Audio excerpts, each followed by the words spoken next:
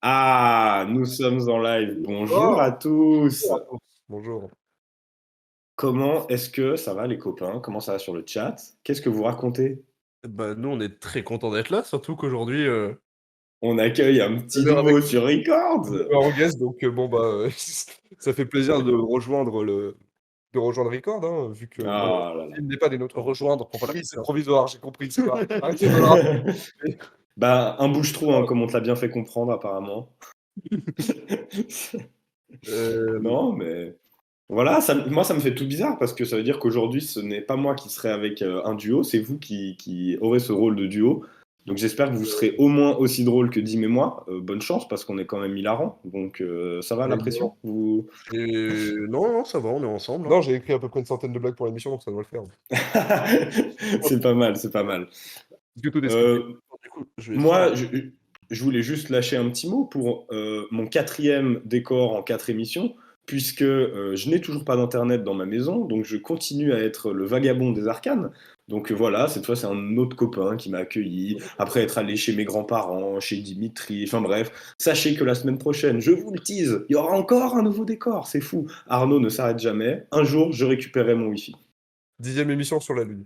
Moi, je me dis, C'est l'objectif, j'ai contacté Elon Musk. on est sur un gros dossier. Bah ouais, on est sur un très, très gros dossier.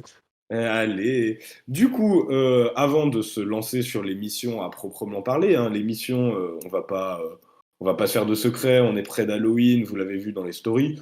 On va parler des films d'horreur. Ça vous parle comme thème, vous? Ah bah, nous, on est très contents. C'est tout bonnement les films que je regarde le plus dans tout ce qui existe dans le cinéma. Car tu es un grand malade mental. Évidemment, bah, je suis Jeffrey Dahmer, donc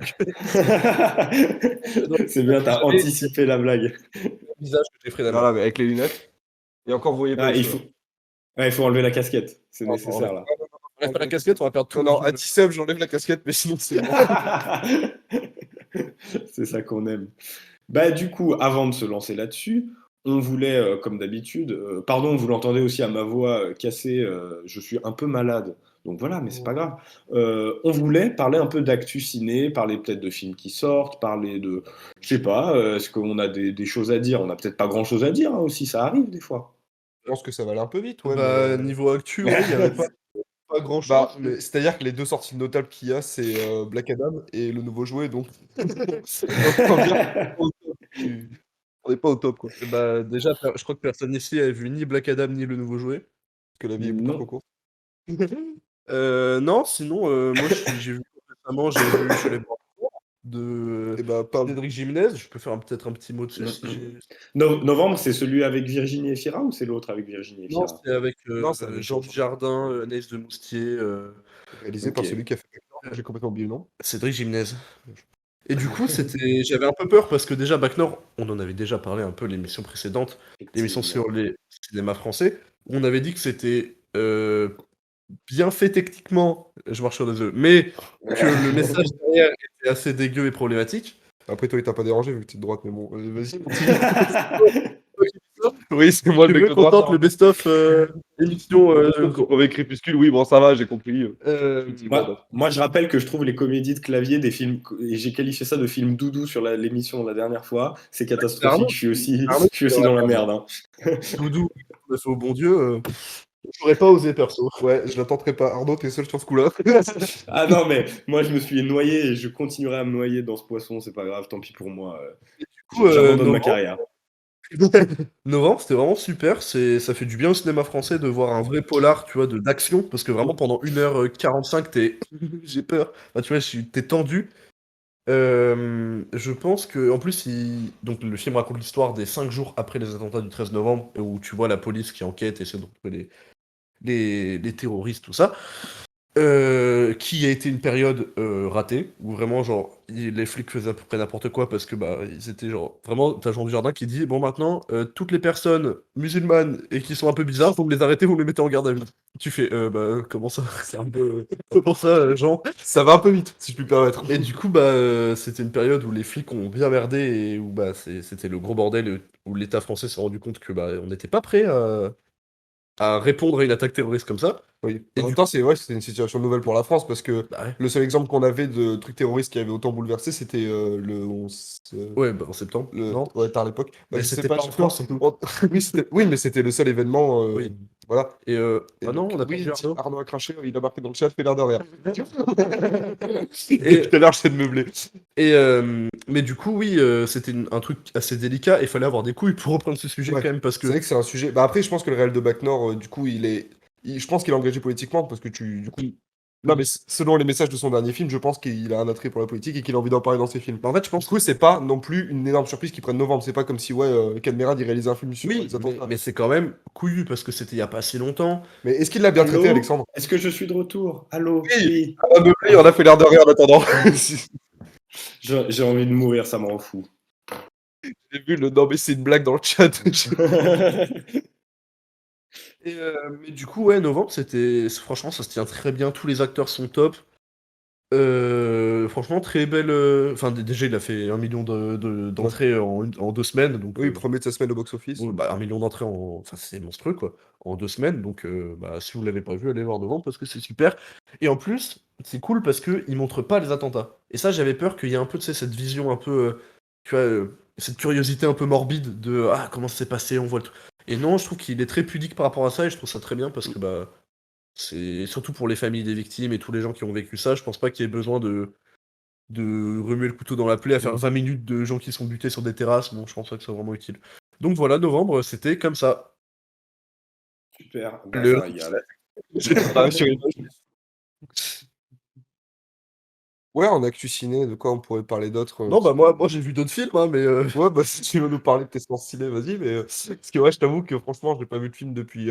Si, bah j'ai vu le reboot d'Hellraiser. Alors, il est sorti début octobre, mais du coup, j'en parle parce que. t'as vu le reboot d'Hellraiser? Oui. Vas-y, vas-y. Et, Il n'est pas Puis sorti en c'est salle, un hein. peu dans le thème, c'est un peu dans le thème. Est-ce que c'est. on peut contextualiser peut-être Hellraiser un peu pour les gens qui Tu veux savent pas? contextualiser Hellraiser? Ou tu veux contextualiser Hellraiser? Contextualiser. Je contextualise Hellraiser. Ou peut-être que Arnaud veut contextualiser. J'y Non, vais. non, vas-y, moi j'ai l'impression que je suis encore en train de bugger à moitié, je vous laisse prendre Non, les rênes t'inquiète. là-dessus. C'est juste un petit décalage horaire, mais sinon c'est bon. T'es un peu En gros, Hellraiser, c'est une saga de films d'horreur qui est l'adaptation d'un roman écrit par Clive Barker dans les années 80 et il a réalisé le premier film en 87. T'as bossé le sujet ou quoi là? Non, pas du tout, j'aime bien. Et, euh, et du coup, bah, il a fait à la base une trilogie. Le 1 est réalisé, écrit, produit, tout, il fait tout. Oui. Le 2, il est écrit, produit, mais pas réalisé par lui. Et le 3, bon, le 3, on va pas en parler. Voilà. Et du coup, bah, donc c'est un univers très bizarre avec. Comment résumer Hellraiser? C'est. En gros, c'est des démons masochistes qui viennent te tuer quand tu ouvres un cube. Ouais, c'est ça. C'est des démons d'une autre Résumé dimension très grossièrement, c'est qui ça. aiment se faire du mal. Allez voir Hellraiser, on peut pas mettre d'image parce que sinon on va se faire. Ouais, non, On non, se on fera va pas ban. mettre d'image. Imaginez un corps, mais à l'envers, tu vois, c'est. Donc c'est un peu. C'est ça, ça envoie. Et du coup, bah, il y a eu. Vraiment, Hellraiser, en fait, vu que ça a pété comme tous C'était une grosse trilogie des années comme, 80, ouais. comme tous les slashers et tout, bah, en fait, après, il y a eu des centaines. Enfin, il y a eu 11 films sur Pinhead. Pinhead qui est le personnage principal. Avec les barbelés, la gueule blanche. Pas les barbelés, des clous. Il a des clous dans le visage. Oui. Et, et du coup, bah, il y a eu genre une dizaine, 11 films, je crois, sur lui, et c'est parti totalement en couille, c'est des nanars, des trucs parodiques et tout. Et là, un peu à l'image de Halloween qui est en 2018 avec... Scream. Scream aussi. Ouais, mais Halloween, c'est parce que vraiment, Gordon Green, j'ai plus son prénom, mais le réel du reboot de Halloween, il avait dit, je fais un Halloween et j'enlève tout ce qu'il y a eu entre le premier de Carpenter et le mien. Genre, il a fait, c'est juste la suite officielle. Enfin, genre, je reprends comme s'il y avait C'est jamais le rien eu, voilà. Et du coup, bah là, c'est pareil, je crois que c'est genre vraiment reboot officiel, un peu couillu, genre, on y va et on recommence la série de films. Donc, Antoine, qu'est-ce que t'en as pensé? Eh ben, c'est extrêmement décevant. Alors, Aïe, aïe, aïe. moi perso, j'en attendais un petit peu, puisque justement, on a maté la trilogie Hellraiser il y a pas si longtemps, là, Non, avec l'équipe des Tâches 13. Qualifié comme ça.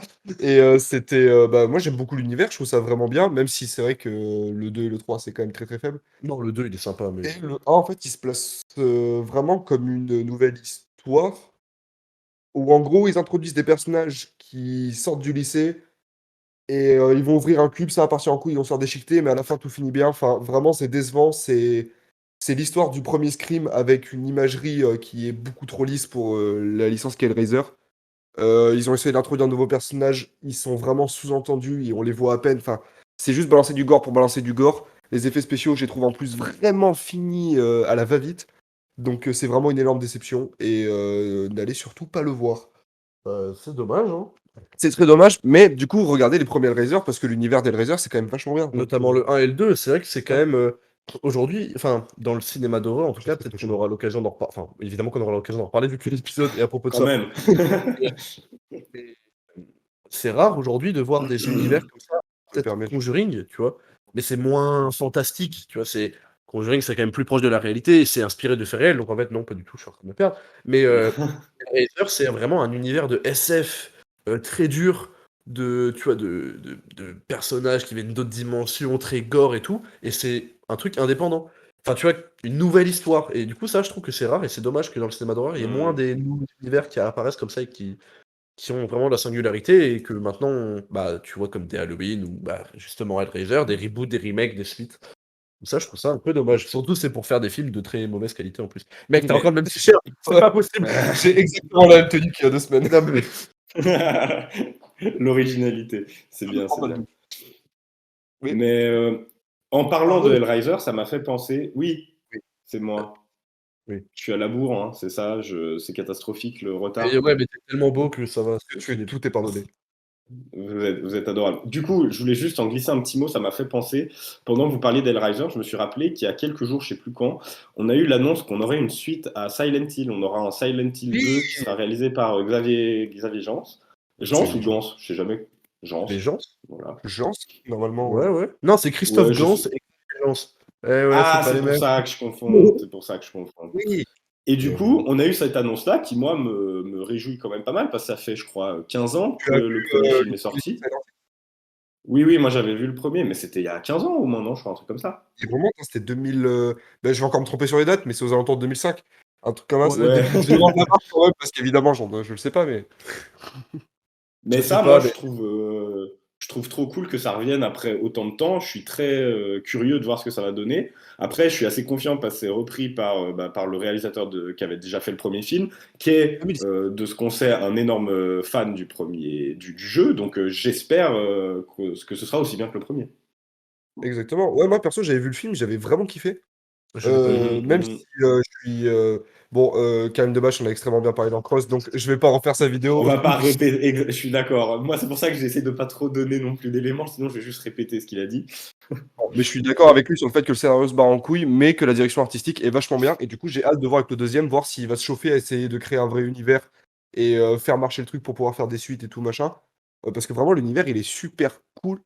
Même si le premier, ça se perdait un peu en gore, mais après, c'était une époque différente et tout. Je pense que là, s'il revient Ouais, avec ouais. Silent Hill, ça peut faire un truc cool. Franchement, j'ai hâte. Et puis vous parliez là de Hellraiser, et en termes d'univers glauque, je trouve que Silent Hill, ça se place là aussi quand même, hein. Il y a des créatures bien dégueu. Franchement, on est sur un truc bien dérangeant, hein. Pyramid Head, c'est quelque chose. Hein. Et j'ai une question. Donc, t'as dit 2006. Enfin, qu'est-ce qui s'est passé pour que ça arrive aussi tard, la suite? Genre, pourquoi il. Parce que, quand même, J'ai c'est pas rare, normalement. l'info. Alors, Ouais. c'est vrai que, bah, vu que c'est pas une. Genre, c'est pas. Tu sais, ils ont sorti un nouveau Silent Hill, du coup, pour la hype, on fait un 2. Ouais. Soit, bah, en fait, vu que le projet avait grave flop à l'époque, Ouais, ça peut-être a que été un Christophe flop. Gans, il avait un peu le seum de pas pouvoir faire le deuxième parce C'est qu'il n'avait vraiment pas de ça, steak. les gens. Non, Christophe Gans. Christophe Gans, pardon. Christophe Gans, je comprends. Ouais, bon. En fait, ils n'ont rien à voir physiquement. Mais je pense que le projet a flop tard à l'époque. Entre-temps, c'est lui qui a monté le pacte, si je dis pas de conneries, Je non? sais pas. C'est pas le pacte, mais il a une boîte de prod. Et je pense qu'il a dû faire un peu d'oseille. Il s'est dit, bah vas-y, je vais remettre les mains dans le cambouis, on va faire un 2 parce que j'ai trop envie de le faire. Et jusqu'avant, il pouvait pas le faire pour des problèmes d'argent. Je pense que ça doit être ça. J'en ai aucune idée. C'est juste une Mais théorie. l'hypothèse se tient. L'hypothèse se Merci. tient et tu m'as convaincu. Bon, et bah, en vrai, peut-être que je me tâterai à voir le 1, mais. Non, c'est cool. En vrai, tu passes 2 bonnes heures sympas. Même si c'est un peu du torture P-word, je sais pas si on peut le dire, mais torture. Ouais, un film de Dégueu. torture. Ouais, voilà. Bon, les Ok, amis, est-ce que. est-ce qu'on a autre D'actu chose, ou non?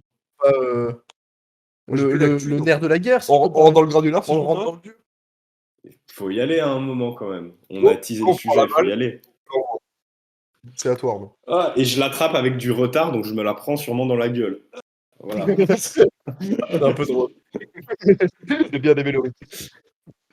Et du coup, oui, on va commencer. Et nous, l'idée qu'on avait, du coup, vu qu'on a déjà fait une émission sur l'horreur l'année dernière, on voulait un peu quand même s'en distancer et se différencier de cette émission-là.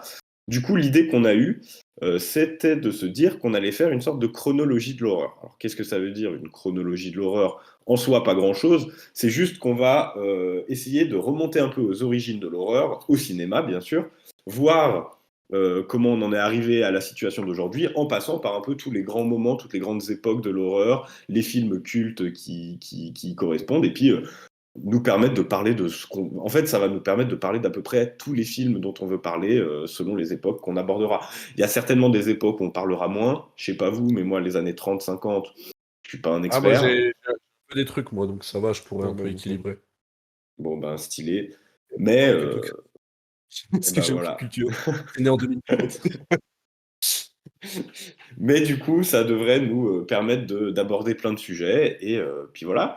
Et pour commencer, moi j'avais une proposition, c'est que j'ai préparé une chronique sur le premier film d'horreur. Alors, ça ne veut pas dire Oh. grand-chose, Bah, moi, mais je suis est-ce que... curieux de t'entendre.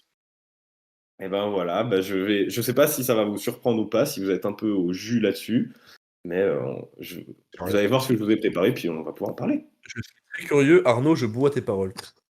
Vous êtes, vous êtes des amours, je ne vous mérite pas.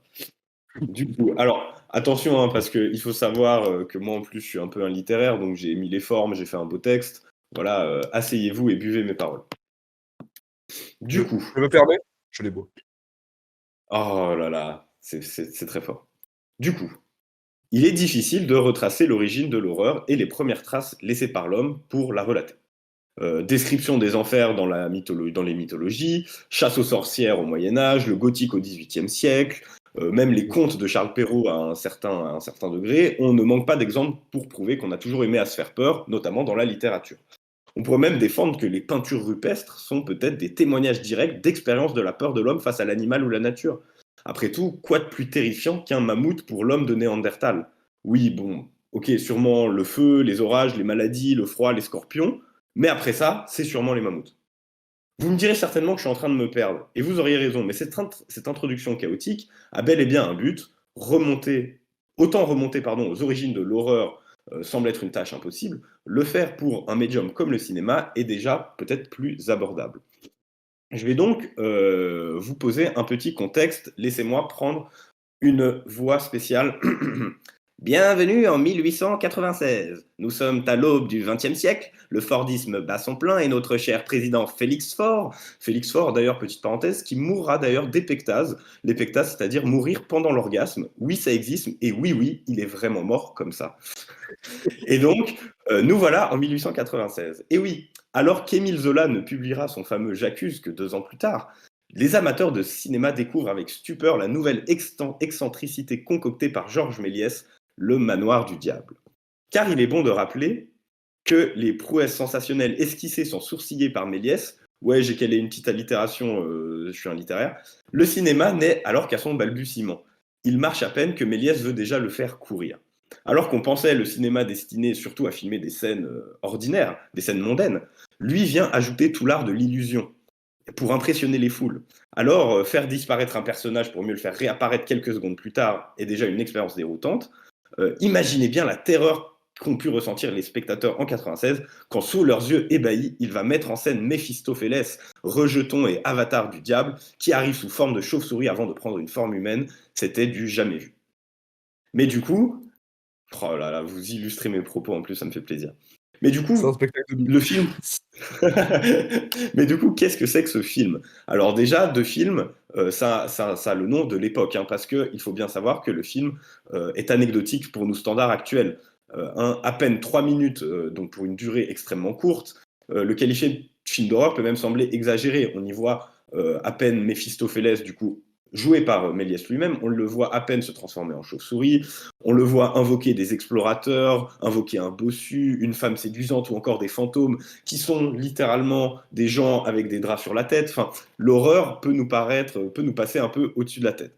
Cependant, encore une fois, c'est le contexte ici qui est important. Et oui, pour l'époque, c'était révolutionnaire.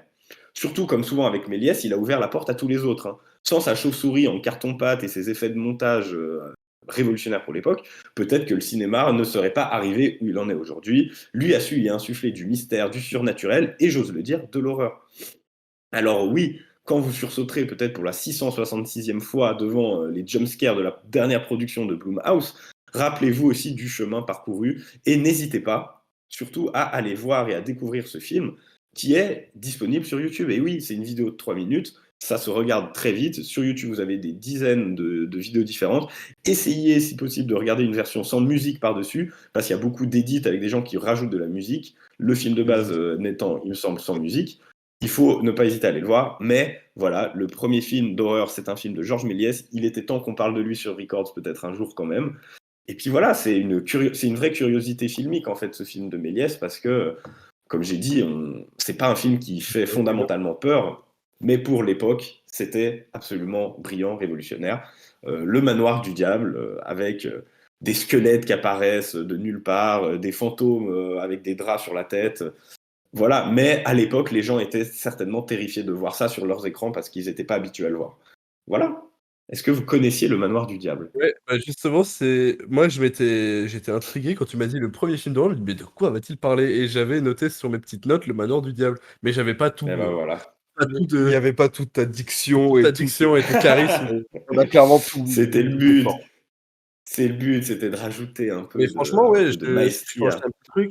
J'invite les gens à aller voir, parce qu'il y a en vrai, beaucoup, beaucoup, beaucoup de films de Méliès qui enfin du coup de mini courts-métrages, parce qu'à l'époque c'était pas des films de 2 heures, mais même genre Le Voyage dans la Lune par exemple qui est sur YouTube en entier. Donc Ouais. j'invite les gens à aller voir, des films de Méliès parce qu'en fait, évidemment comme tu l'as dit aujourd'hui ça peut paraître anecdotique et même un peu drôle, tu vois? Ça peut faire rigoler, mais à l'époque, bah, c'était vraiment vu comme le cinéma, c'était vraiment vu comme un truc de foire, Oui, qui avait pas d'avenir, qui c'est un était classique shit. Enfin, c'est voilà. vraiment. Il y a une époque où le cinéma et le cirque, c'était la même ampleur. Et du coup, tu te dis quand même, Méliès, il a fait des bangers à l'époque, si je peux me permettre, parce qu'il sortait des Ah que ouais, non, trucs non, que tu n'avais pas l'habitude de voir, surtout à ce siècle-là. Donc, c'est quand même quelque chose de le voir. Et puis, surtout, c'est qu'à l'époque, quand t'as ça qui sort, la SF ou l'horreur, bah, déjà, le cinéma, c'est vu un peu comme un truc un peu de geek bizarre, tu vois? Et alors, en plus du cinéma d'horreur et de SF, c'est vraiment tu une petite communauté qui kiffe un peu, Ouais, genre, il y a 4 personnes, quoi. mais il y a 4 mecs, quoi, sur terre. Mais sinon, le reste, ils sont genre mais c'est trop bizarre, quoi, tu vois?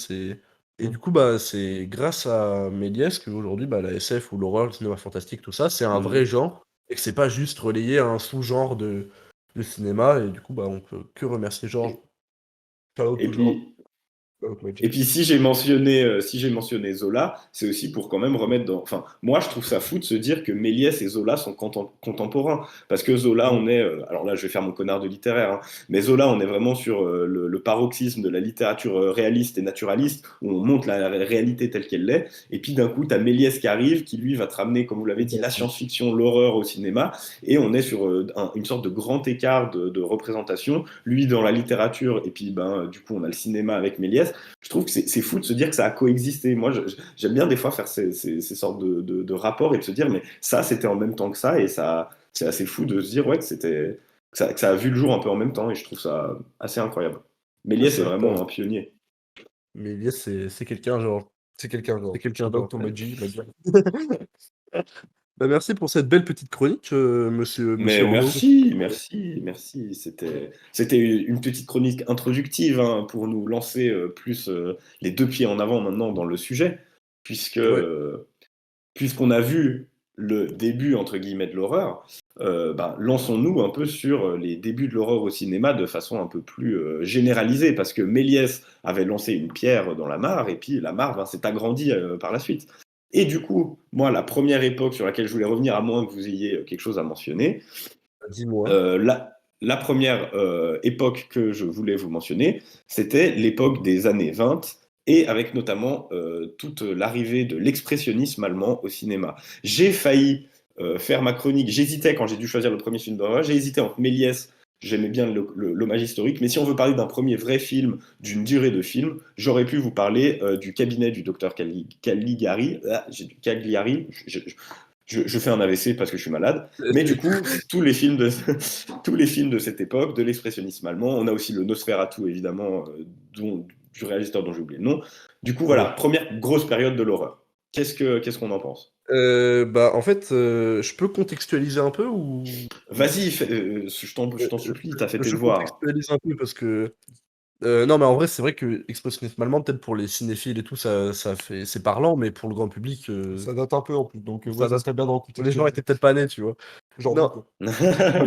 mais, non, en fait, c'est que donc, après, ça arrive dans les années 20 et du coup, l'Europe et notamment l'Allemagne sort de la Première Guerre mondiale, donc ils se sont pris une tôle. Donc là, le pays, il est ruiné, il y a plus une thune, c'est la galère et du coup, bah, il y a plus d'argent à mettre dans des grosses productions, de cinéma et du coup, les réalisateurs et ben, bah, ils doivent se trouver, bah, inventer, être brillants et être créatifs avec peu de moyens et du coup, et ben, ils vont essayer de représenter l'état d'esprit, de manière générale, de l'Allemagne à ce moment-là. Donc, quand tu viens de finir une guerre mondiale et que ton pays il est détruit, c'est pas, grosse ambiance. Oui, Donc, niveau but, c'est compliqué, ouais. du coup, ils vont parler beaucoup de enfin, on n'a pas d'image d'ILU, mais, pour, peut-être si les gens voient, bah, les Nosferatu, des trucs comme, Metropolis, des Cabinet Docteur Caligari. Bah, en fait, si dans le chat, vous voyez, par exemple, le travail de Tim Burton, bah, en fait, c'est très, très, très influencé par l'expressionnisme allemand. C'est beaucoup de jeux sur les ombres, des déformations, les murs, ils sont pas droits, les portes sont pas droites, beaucoup de maquillage, tu vois? De ce genre de trucs comme ça pour représenter un peu le mal-être et la tristesse de l'époque, sans vraiment avoir beaucoup de moyens pour, mettre ça en œuvre, tu vois? C'était pas des bangers, c'était des Mmh. petits films d'auteur, mais les mecs étaient brillants et du coup, ils arrivaient à faire des trucs, originaux et visuellement très intéressants et du coup, bah, souvent, c'était des films, peut-être pas vraiment horrifiques, mais ouais, avec quand même assez lourd, à regarder, tu vois? Voilà, c'était la petite, remise en contexte.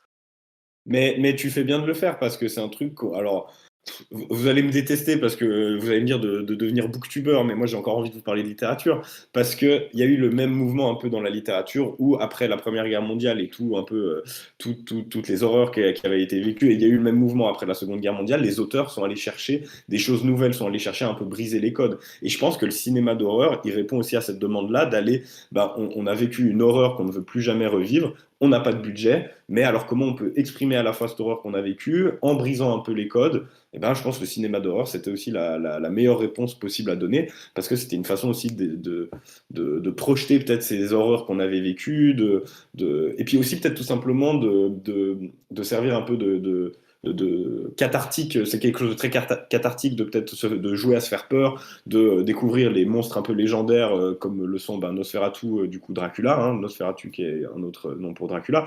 Je pense que c'est aussi ça la volonté, c'était un peu se réfugier là-dedans et pour pouvoir y projeter ses peurs. Donc je pense que c'est une époque malgré tout importante. Et ça montre que depuis le début de son histoire, le cinéma d'horreur, c'est pas un cinéma, innocent et c'est un cinéma politique. Parce que quand tu as des mecs comme, tout à l'heure tu as parlé de Cabinet Docteur Caligari, de, Robert de ouais, Vine, je sais plus son nom, Vine, enfin Ouais, W-I-E-N, ouais. oui, ça me Voilà, ou dit même quelque de chose. Nosferatu de Murnau, des trucs comme ça. Bah, c'est des œuvres qu'en fait qui sont politiques et c'est pas juste on fait peur pour faire peur, c'est, comme tu l'as dit Arnaud, pour exorciser et parler d'un mal qui était dans la société allemande à ce moment-là. En plus, avec le début de la montée de certaines pensées, un peu, conservatrices et Extrême. un peu extrêmes. En Allemagne, on sait ce Effectivement. qui se passait et notamment, en 27 avec, le film de Fritz Lang, Metropolis qui est ah bah, j'ai pas l'affiche là, mais j'ai Qui est l'affiche dans ma clairement pavé chambre dans la main. Que et j'ai cherché le display peut-être. non. Non, j'irai Et pas. qui est peut-être le chef-d'œuvre de cette période-là en Allemagne, parce que c'est vraiment un film de 2h30, 3 heures sur la lutte des classes, avec de la SF, il y a des robots, enfin, il y a un robot, tu vois? C'est de la SF, il y a des visuels de fou et tout. Pour l'époque, c'est une claque, donc je vous invite à aller voir Metropolis de Fritz Lang, parce que c'est vraiment même actuellement, je trouve que ça a pas vieilli.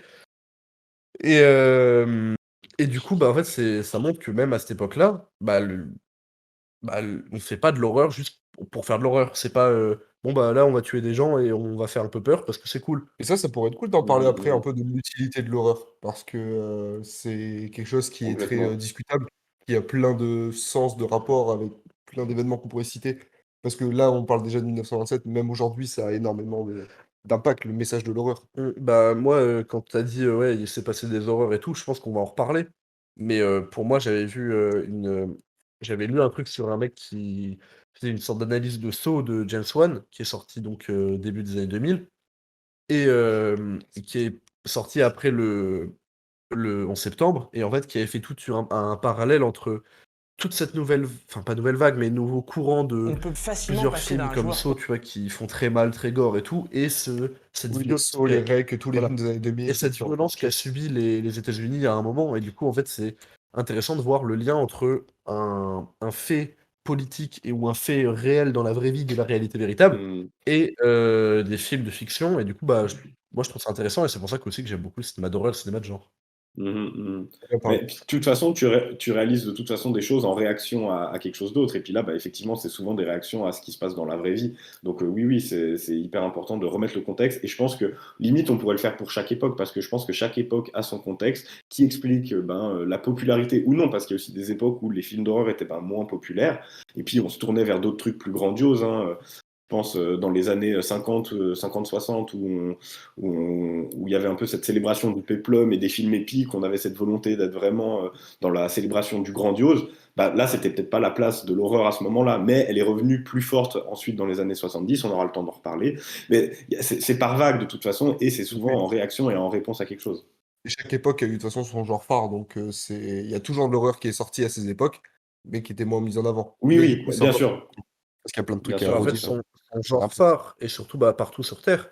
oui. Là, parce qu'on parle de, donc dans les années 20, C'est vrai qu'on parle des États-Unis, en France. dans les années 20 en Europe, donc là en Allemagne, mais bah, en fait, pendant ce temps-là, tout le reste du monde faisait du cinéma. Et du coup, bah, là, on parle souvent de l'expressionnisme allemand, parce que, bah, à raison, parce que c'est le truc intéressant quand on parle de cinéma d'horreur à ce moment-là sur Terre. Mais après, Et même, à chaque moment, bah, il y a eu des. Pendant que peut-être il y a eu des. Je sais pas, en France, il y a un peu moins de films de genre d'horreur parce que ça marchait moins, bah, aux États-Unis, après, tu vois, il y en avait plus. Enfin, j'ai peur de dire une connerie, mais par exemple, dans les années 50-60, il y avait le giallo qui commençait à vraiment péter. Tu ouais, vois, plutôt Mhm, mhm. 60. 60, on est Oui, d'accord, ouais. plutôt 60, Oui, voilà. 70. Mais tu vois, ça dépend aussi par pays, ça dépend par époque. Enfin, il y a un peu Mais ne brûlons pas les étapes car Arnaud a fait un déroulé. la balle. Il n'y a Voilà. pas de souci. Non, non, mais c'est très bien. Hop, je rattrape. Cette fois, j'ai plus de lag, donc en plus, je peux le rattraper. Ah, voilà. J'adore. Mais non, mais juste pour revenir encore une fois là-dessus, je voulais dire aussi un truc qu'on n'a pas forcément précisé, mais que je trouve intéressant aussi, c'est que l'horreur, elle prend beaucoup de formes, et c'est aussi ça qui est des fois compliqué à faire avec l'horreur, moi je trouve, c'est définir qu'est-ce que le cinéma d'horreur, et est-ce qu'on est sur un sous-genre de l'horreur, est-ce qu'on est encore sur de l'horreur. Par exemple, il y a aussi, tu parlais du giallo, est-ce que le giallo c'est vraiment de l'horreur? C'est une question qui peut se poser, tu vois. Je pense que l'horreur, elle se retrouve dans beaucoup d'endroits aussi, mais est-ce que c'est un genre à part entière tout le temps? Pas forcément. On le retrouve dans le thriller. Dans les thrillers, il y a énormément d'éléments d'horreur, mais est-ce que le thriller est un genre de l'horreur? C'est une question qui se pose. Je trouve qu'il y a toujours la frontière avec l'horreur et les autres genres, elle est toujours un peu fine, et c'est intéressant aussi d'analyser ça par moment. Dans cet exemple-là, il y a un truc que j'avais vu, c'était que beaucoup de gens considéraient Le Labyrinthe de Pan comme un film d'horreur. Ouais. Je te Ouais. jure. Je sais pas pourquoi, j'ai vu énormément de trucs comme ça. Parce que par Et rapport au même monstre. catégorie. Ouais, voilà, et même il est Puis je catégorisé. pense qu'il a traumatisé peut-être des gens aussi. Je pense que c'est ça, surtout les traumatismes de gosse. Mais du Hmm. coup, c'est vrai, cette frontière, elle est ultra fine. T'as de l'horreur psychologique, t'as de l'épouvante horreur, t'as même du fantastique horreur, enfin, il y a de T'as la même, SF horreur. t'as même des comédies d'horreur. Est-ce que Des des com- comédies d'horreur, c'est des films d'horreur? Parce que, Évidemment, ouais. évidemment que moi, en Complètement. comédie d'horreur, Est-ce que Scary Movie, c'est un film d'horreur? C'est ça la question, tu vois. Il y a plein de où on pourrait débattre. est-ce que Shaun of the Dead, c'est un film d'horreur? Ça, c'est une très bonne question. Bah, ouais, c'est pour ça que la frontière, elle est aussi fine et que c'est toujours aussi intéressant. Mais je Ok, crois qu'on en avait parlé il y a je- un an. On en avait parlé il y a un an en disant que c'était intéressant de voir qu'on accolait souvent horreur à un autre genre. On disait par exemple comédie d'horreur, Mm. thriller horrifique, je sais pas, drame, les drames d'horreur, je sais pas si ça existe vraiment, mais c'est souvent presque un sous-genre que t'accoles, mais alors que c'est aussi un genre à part entière. Donc il y a vraiment, c'est à la fois un sous-genre et un genre l'horreur. Donc c'est intéressant de voir ça. Ouais, c'est vrai. C'est vrai. Est-ce que on avance un peu dans le temps ou t'as. Avançons, avançons. Parce Moi, je que voulais juste. moi j'ai dit ce que j'avais à dire sur les Allemands. On de la finalité. Ça suffit avec les Allemands. Eh ben, écoute, je vous propose de passer au deuxième grand moment que moi j'ai. Oh, pardon, je perds ma voix. Que j'ai noté comme l'époque Universal Monsters. Pour moi, Ah, mais l'époque Arnaud, Universal Arnaud, Monsters. tu me régales. Ah, mais alors c'est splendide, je t'offre la porte. Puis moi, je t'introduis, puis toi, tu nous balances tous les détails, et puis ensuite on discute. C'est tellement bien fait, on croirait que c'est préparé. Pas du tout. Du coup, Universal Monsters, les années 30. On arrive du coup avec ce studio Universal qui nous balance nombre de films, qui va reprendre des figures un peu mythiques de la littérature. Donc on revient à la littérature. Moi je suis très heureux, c'est une période que j'aime beaucoup parce que moi, ben, les romans Dr. Jekyll et Mr. Hyde, Dracula, Frankenstein, c'est des romans que je connais bien. Donc je vais pouvoir apporter peut-être le côté, le penchant un peu plus littéraire parce que les films je les connais moins. Mais du coup, Alex, qu'est-ce que tu as à nous dire de plus sur le film Universal Monsters? Bah, en gros, en fait, c'est ça qui est drôle, c'est que c'est très similaire dans l'histoire à l'expressionnisme, dans le sens où, en fait, ça se passe après la crise de 29 aux États-Unis, où donc, bon, tout le monde Gros L'économie, crash sait, boursier. tout le monde sait qu'il y a eu un krach boursier et que c'est parti en couille. Donc, grosse crise économique. Et du coup, bah pareil, il y avait un peu moins de thunes à mettre à ce moment-là dans certains films, notamment dans le film de genre, parce qu'en fait, on en parle comme si c'était déjà comme aujourd'hui, mais à l'époque, C'est vrai. le genre et le film d'horreur, c'est pas du tout un truc qui rassemble tout le monde. C'est pas fédérateur. c'est une niche. C'est un truc de niche. Et du coup, Mais ça restera une niche jusque quasiment les années 80. bah, Donc, ça, ouais, enfin, pour éviter de le repréciser à chaque époque, quand même. ouais, oui. Et Ouais, là, en fait, ouais, ouais.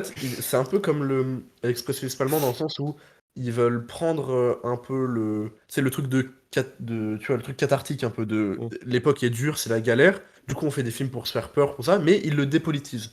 Contrairement aux films, par exemple, de Murnau ou de Fritz Lang qui sont très politiques, Là, ça devient plus du divertissement. là, c'est plus genre on met des monstres, ils se tapent dessus et ça nous fait passer un moment, tu vois. Et notamment quand je parle de monstres, bah, il y a évidemment des trucs comme Dracula de Todd Browning, des Classique. Frankenstein, La Momie, L'Homme Invisible, les premiers films de zombies aussi avant Romero. Il y a eu, j'ai noté le film parce qu'il s'appelle White Zombie, j'en avais jamais entendu parler, mais c'est le Alors, premier film de zombie. White Zombie. Ouais, ça et- me dit rien, et j'imagine que c'est très mal fait. ouais, je pense. Mais du coup, tous ces grands monstres qui du coup ont été mis portés à l'écran, bah, au début un peu de manière sérieuse, par exemple que ce soit Frankenstein ou Dracula. Je vous invite à voir Dracula de Todd Browning par exemple, qui est une œuvre, notamment si vous voulez faire des études de cinéma, vous allez l'étudier à un moment, c'est sûr. Et du coup, bah, Dracula de Todd Browning, c'est un peu un classique dans ce genre-là. Et du coup, au début, ça a été fait un peu de manière sérieuse, tu vois. Même si c'est dépolitisé, c'était du divertissement, mais c'est du bon divertissement. Ouais. Et évidemment, comme tout à Hollywood, quand ça fait de la thune, bah, on fait des suites, on continue. Contre la vache. Et même, il y a eu, même déjà dès l'époque, déjà les années 50, 60, des crossovers, tu vois, entre genre Dracula, Frankenstein et tout. Comme King Kong versus. Ouais, mais ouais, en gros. C'est le seul exemple que j'ai. Et oh putain, j'ai oublié, en 1933, il y a évidemment King Kong, en stop motion là, qui est incroyable et Hmm. en vrai, tu vois, j'ai de la tendresse pour ce genre de film. Tu vois, où Parce que tu sens l'effort. tu sens l'effort, tu sens qu'à l'époque ça a marqué les gens et qu'aujourd'hui ça fait rigoler parce que tu vois un King Kong en marionnette qui bouge comme et tu vois, ça fait rigoler. Mais à l'époque, les gens, ils étaient là. Oh, King Kong. C'était comment? Oh. C'est vrai. Euh, C'est tous comme ça, j'arrive pas à creuser enculé. Et du coup, bah, moi c'est une époque que j'aime beaucoup parce que je sais pas, j'ai de la tendresse pour ce genre de trucs et voilà, tous ces films de monstres et tout, ça me parle et je sais pas, je trouve j'aime beaucoup ce film, alors ça dans la bah, je laisse dans la peau ces monstres et et puis, oui, ouais, dis-moi? juste ce qui est intéressant en plus avec ces monstres, c'est que bah là on en parle pas, c'est des figures connues parce qu'encore une fois ça vient de la littérature, mais c'est avec cette époque aussi qu'on les a installés vraiment dans l'imaginaire collectif. C'est aussi ça l'importance de cette époque. Et des films Dracula, on en a quasiment chaque décennie des films sur Dracula ou sur les vampires. Enfin, je trouve que c'est vraiment important de souligner aussi ben, le rôle qu'a joué cette époque pour installer ces monstres et ces figures-là comme des figures cultes de l'imaginaire collectif. Et si tout le monde connaît aujourd'hui Dracula, Frankenstein, c'est en partie grâce au roman, quand même, mais en grande partie grâce à ces films-là aussi, qui ont été redécouverts par la suite, qui étaient ben, peut-être niches, mais qui aujourd'hui sont cultés et étudiés, comme tu le dis, dans les écoles de cinéma partout. Donc ça montre bien l'importance que ces films ont eu, et puis ouais, le pas que ça a fait passer aussi à l'horreur, peut-être, d'une certaine façon. Ouais, voilà, après, je sais pas si toi tu as des trucs à ajouter sur cette époque, non, tu as pas de trucs? Non, moi, je. Absolument rien. Le Que ce soit bien. touriste. Le tour- Moi, je suis venu faire des blagues, vous m'entendez? Il ressemble à Jeffrey Dahmer, vous avez remarqué? Truc de fou. Non, après Mais il y a eu, Mettez I love Jeffrey dans les il y a commentaires, évidemment. waouh. Il y a eu les Universal Monsters comme tu as dit et donc après, les films Universal, il y a eu la Hammer qui est une société de production, anglaise. Avec notamment, bah, Christopher Lee, qui est un acteur qu'on reconnaît et qui maintenant est connu, même si REP Christopher Lee, mais qui maintenant, bah, enfin, à la fin de sa vie, a fait des grands rôles, genre dans Le Seigneur des Anneaux, ou même dans Star Wars, la prélogie Star Wars, mais qui pendant un moment a interprété Dracula dans les films de la Hammer, enfin tu vois, qui était un mec récurrent dans ces films de monstres pendant ce temps-là. Et du coup, je trouve ça marrant que à la fin de sa vie, tu sais, il a été vu comme Count Dooku dans Star Wars, des trucs comme Et à ça. l'époque, c'était Dracula. Et à l'époque, c'était un mec qui était récurrent dans les films de la Hammer et les films de monstres de la Hammer. Donc Il a voilà. traversé les époques, ouais. Ouais. Et puis surtout, la Hammer, bon, tu m'as un peu coupé l'herbe sous le Ah, pied parce que c'était la prochaine Pardon. grosse période dont je voulais. Non, c'est pas du tout un problème. Moi, je voulais parler du coup un peu de la Hammer, de cette société de production. Et là où je la trouve intéressante, c'est que oui, elle reprend beaucoup, ben, du coup, les monstres introduits par Universal Monster. Mais pour moi, l'importance de la Hammer, c'est qu'elle a introduit un peu ce concept de saga. Parce que tu parlais de Christopher Lee en tant que Dracula ou de Frankenstein, mais la Hammer, elle en a fait des sagas. Je crois que les films Dracula avec Christopher Lee, il y en a 6 ou 7. Des films Frankenstein, t'en as pareil, t'en as 4 ou 5. Enfin, c'est aussi les premiers à avoir montré qu'on pouvait prendre l'horreur et créer un univers autour et pas juste faire un one-shot.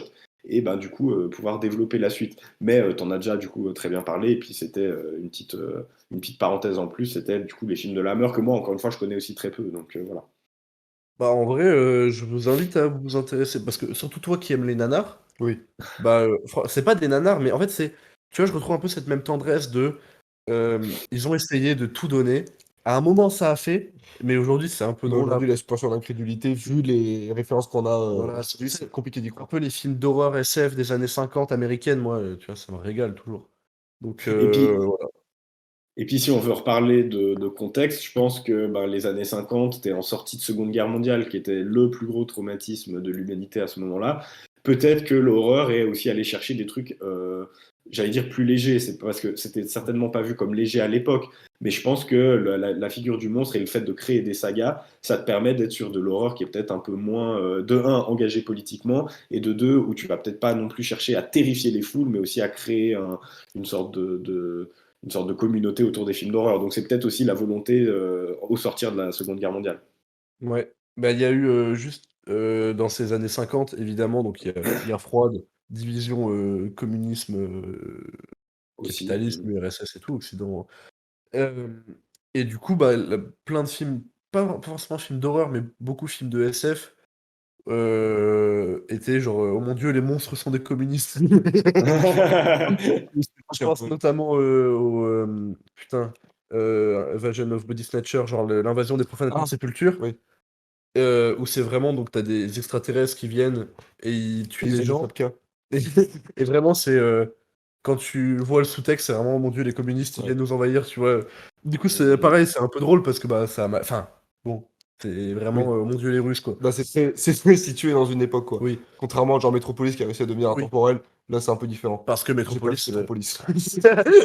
parce que Metropolis, il lutte des classes, bah malheureusement, il y aura toujours des inégalités vu qu'on vit dans une société, oh mon Dieu, c'était le Joker. Donnie Darko. Et, Ah ouais, Donnie Darko, je vais le mettre dans mon top. Attends. et, mais du coup, oui, il y a eu cette période dans les années 50 aux États-Unis où c'était très anticommuniste. Et du coup, bah voilà, je voulais en parler un petit peu. Bah Arnaud, oui, tu fais bien, c'est je te important. renvoie le ballon. Hop, contrôle la poitrine. Je deviens vraiment très à l'aise avec ces lancers de ballon. Du coup, pour la suite, du coup, on a mentionné en vitesse la Hammer. On va peut-être un peu vite sur certaines de ces périodes, mais c'est aussi des périodes qu'on connaît un peu moins, malheureusement. On voulait quand même en faire un petit retour, puis parler de ce qu'on connaît un peu. Je pense que par la suite, on va de plus en plus s'étaler sur les époques, parce que c'est des époques qui vont peut-être nous parler un peu plus. Moi, je sais que c'est le cas pour moi. Voilà. Et là, on arrive, pour moi, à déjà la première période à laquelle je suis un peu attaché parce qu'il y a beaucoup de films de cette époque-là que j'ai vus. Je l'ai appelé la période de l'horreur psychologique, ça vaut ce que ça vaut. Mais du coup, dans les années 60, pour moi, il y a évidemment Hitchcock qui arrive, qui révolutionne tout avec Psychose et qui, du coup, va apporter un peu une sorte de nouveau souffle au film d'horreur avec des films qu'on pourrait qualifier un peu de psychologiques. J'ai noté, moi, par exemple, Psychose, j'ai noté Rosemary's Baby, j'ai noté, en vrai, tous les films de Hitchcock. Donc c'est une sorte de nouvelle approche de l'horreur où on va aussi essayer peut-être de parler plus aux terreurs que les gens peuvent avoir dans la tête et je sais pas, moins se reposer sur la figure du monstre et aller voir un peu ailleurs. Qu'est-ce que vous en dites? Ouais, c'est des terreurs qui sont plus plausibles. Quand on prend Psychose avec le cas de Norman Bates et des tueurs en série. En plus, c'était vraiment le début des tueurs en série à l'époque, donc c'est quelque chose qui faisait un peu peur aux gens, c'était assez médiatisé et tout machin, donc c'est vraiment cohérent de sortir un film comme ça, donc ça a vraiment, je pense, traumatisé une génération où ils se sont dit, maintenant tout le monde va essayer de me buter dans la rue. Et même quand on prend genre Les Oiseaux, c'est le premier film que j'ai vu d'Hitchcock, dont j'en parle, mais c'est à la fois c'est invraisemblable parce que tu te dis, il n'y a pas une centaine de colibris qui vont venir picorer mon père quand on va dormir, donc c'est peut-être colibri. Mais tu vois, mais à la fois c'est plausible que ce soit dans la réalisation, la narration ou quoi, donc ça crée vraiment une nouvelle horreur qui sort vraiment de ce truc fantaisiste. Là, ça se rapproche plus de, tu sais, tu regardes et qui te dit imagine. Ouais. Tu sais, imagine. Bah, en vrai, ouais, parce que Psycho, c'est un bon exemple parce que c'est vrai que c'est l'un des premiers films sur un tueur en série déjà. Mm. Et que, bah, déjà, Psychose, évidemment, pour les gens qui l'auraient pas forcément vu, allez le voir parce que. Quand même. Regardez ce live, allez voir La Psychose. scène de la vous ne l'avez pas. Et, Voilà, et du coup, si je peux me permettre. je Non, t'en mais relève. en fait, c'est que du coup, dans les films de tueurs en série, il y a lui. Et quand t'as dit, tu sais, imagine, je pense à M le Maudit de Fritz Lang, qui est le premier film sur Mhm. les séries, Ouais. où t'as un mec qui tue, qui kidnappe des enfants pour faire des trucs avec eux. C'est pas ça, même si je suis pas. Voilà, bref, enfin, tu vois, des trucs absolument horribles. Et en fait, donc ça, mais c'était un peu un ovni à l'époque, parce que, bah, à part lui, bah, il y a personne qui a vraiment. Tu sais, il a fait ce film, et ça a pas vraiment eu les répercussions que. Il y a pas eu de suite, tu vois, il y a pas des mecs qui ont. Et c'est que, du coup, dans les débuts des années 60, avec bah, Hitchcock et Psychose, où ce truc de film sur les tueurs en série arrive, et c'est vrai que c'est quelque chose de plus probable, tu vois, qui s'éloigne peut-être du divertissement, parce que même si Hitchcock, ça reste du cinéma, et le cinéma, c'est toujours un peu du divertissement, en plus d'être un art, mais bah, c'est quand même ce truc de... Ah, tu vois, c'est pas que tu vois des gros monstres se taper dessus, c'est... Ah, c'est vrai que Quelque t'imagines, chose, ouais. on va dans un motel, et, Bah, et le mec qui me regarde par le trou de la serrure, tu vois, Ouais, bref. c'est et une mauvaise ambiance. Ouais. je, je pense que le mot qui est important, c'est que, ouais, on a parlé d'horreur plausible. Les monstres, pour toute la peur qu'ils peuvent inspirer, tu sais que ça reste des monstres, tu sais que Dracula, a priori, n'existe pas, que les zombies, que Frankenstein, c'est des inventions littéraires. Là, je pense que c'est ça que ça a apporté aussi les années 60, c'est la création de peur chez les gens. Les oiseaux, comme tu en as parlé, je pense que ça a vraiment créé chez certaines personnes la peur des oiseaux. On en parlera plus tard avec ça, mais ça qui a créé la peur des clowns. Enfin, je pense qu'on arrive aussi à une époque de l'horreur où tu peux vraiment commencer à créer des peurs chez les gens en utilisant des choses de la vie presque de tous les jours, ouais, des trucs de la vie quotidienne. Et c'est ça aussi qui fait peur, c'est que l'horreur vient s'introduire un peu dans le quotidien, et c'est ça qui peut faire peur aux gens beaucoup, je pense. C'est vrai que le quotidien, c'est pas con comme réflexion, c'est vraiment ça, des trucs qui te paraissent normaux, mais si on te le tourne de façon malsaine, tu te dis, ah ouais, là, ça fait peur. En fait, c'est pour Hmm, montrer que n'importe qui peut être un tueur, quoi. Ouais. Que tu vois un mec dans la rue, bah ça se trouve, lui... Tu sais, t'as pas besoin que le mec il fasse 3 mètres de haut, que ce soit Frankenstein, pour qu'il tue des gens. Oui, il peut juste avoir des lunettes ouais, comme c'est ça et ça. puis manger des gens, quoi. Et puis, et être très poli, et être très poli. Trahison. Jeffrey. Mais un autre truc que je voulais mentionner par rapport à Psychose, tant qu'on y est, hein, c'est aussi, je trouve, important, on parle du premier tueur en série, film d'horreur psychologique, tout ça. C'est aussi, du coup, intéressant de noter que c'est des films qui se mettent aussi à parler de problèmes mentaux. Parce que dans Psychose, on a donc un personnage qui est schizophrène, je sais Ouais. plus Ouais. si c'est ça le Oui, dans trouble le plan d'un exact, mais pensionnaire, Sa mère qui est pas c'est très... ça, non. Si je qui peux est me moyen permettre, moyen. elle est échafaud. Mais du coup, je trouve que c'est intéressant de noter aussi que les films vont commencer à apporter les troubles psychologiques, et c'est quelque chose qu'on va voir beaucoup dans les films d'horreur après, hein. Les troubles psychologiques, c'est pas toujours bien fait, attention, hein, c'est un sujet qu'il faut aborder avec précaution, mais c'est un terreau assez fertile pour aller puiser l'horreur. C'est la folie, c'est faire peur aux gens. Je pense, je crois que c'est dans la décennie juste après, mais Jacob's Ladder, l'échelle de Jacob, c'est un film qui va vraiment parler aussi du traumatisme, ce genre de trucs. Donc voilà. Ouais. Putain, ouais, ça allait, l'échelle de Jacob, putain, c'est trop bien. Euh, Oui, bah en fait, c'est que, comme on l'a dit, un truc plus réaliste, un truc plus proche, enfin plus proche des gens. Et aussi, ce qui est intéressant, c'est que Hitchcock, en fait, peut-être, je pense, attention, s'il y a Philippe Rouillet qui regarde cette émission, je ne parle pas, j'étais pas là à cette époque-là.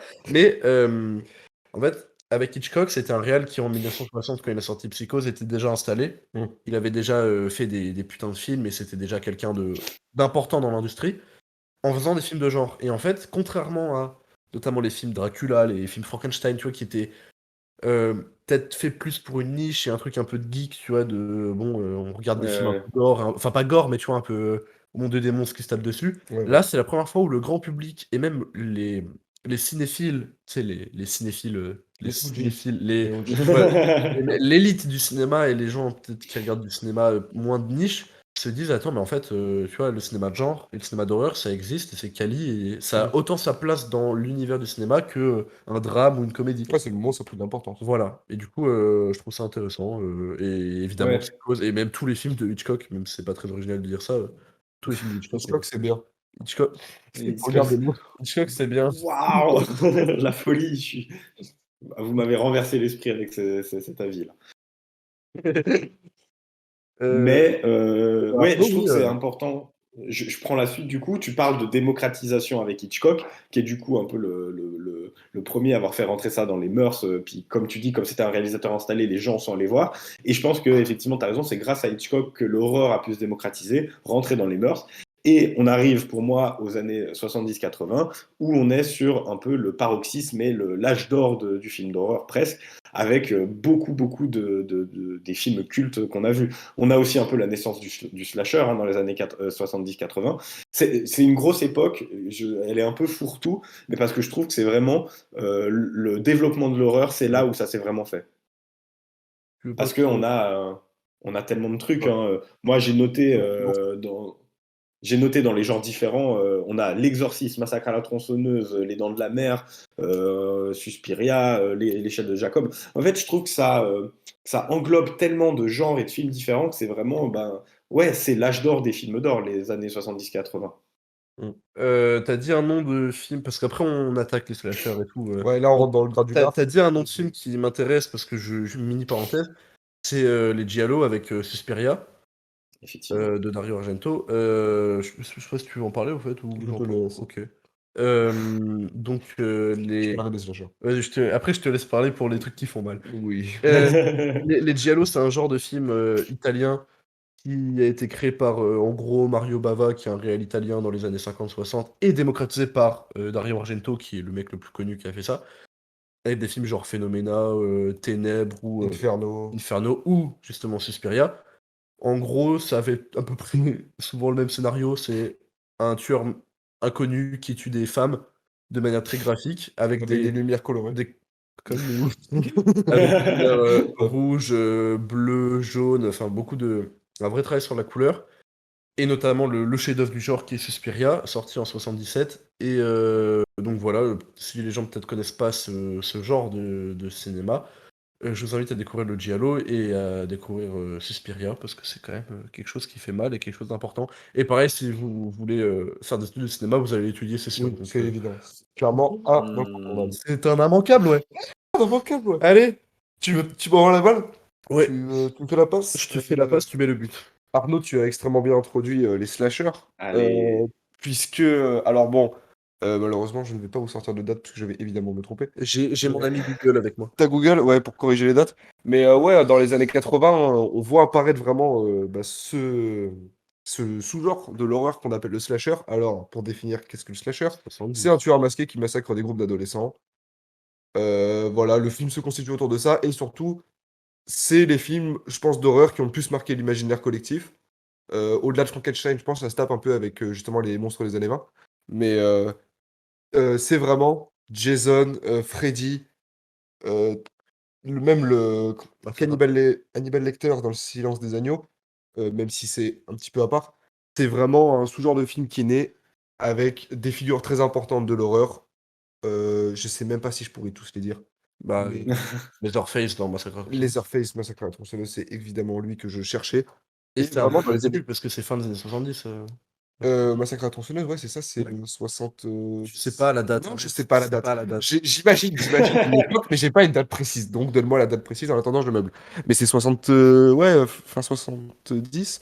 Début 80. 74. 74, putain, c'est si vieux. Mais oui, parce que c'est Waouh. normal. Ah, j'aurais pas C'est dit c'est non. avec- c'est tout avec Ouais. le mouvement Hippie. hippie, enfin pas hippie, non, parce que plutôt années 60, mais genre avec le nouvel Hollywood et ces mecs qui sortent de nulle part et qui veulent représenter pas représenter la jeunesse, mais parler de trucs plus modernes et parler de plus de trucs sociaux, parce que ça parle de ça, ça parle de une partie de l'Amérique qui est oubliée, le fait que le rêve américain a raté pour certains et que certains sont juste relayés dans des déserts Évidemment. à se baiser entre sœurs et se manger, tu vois.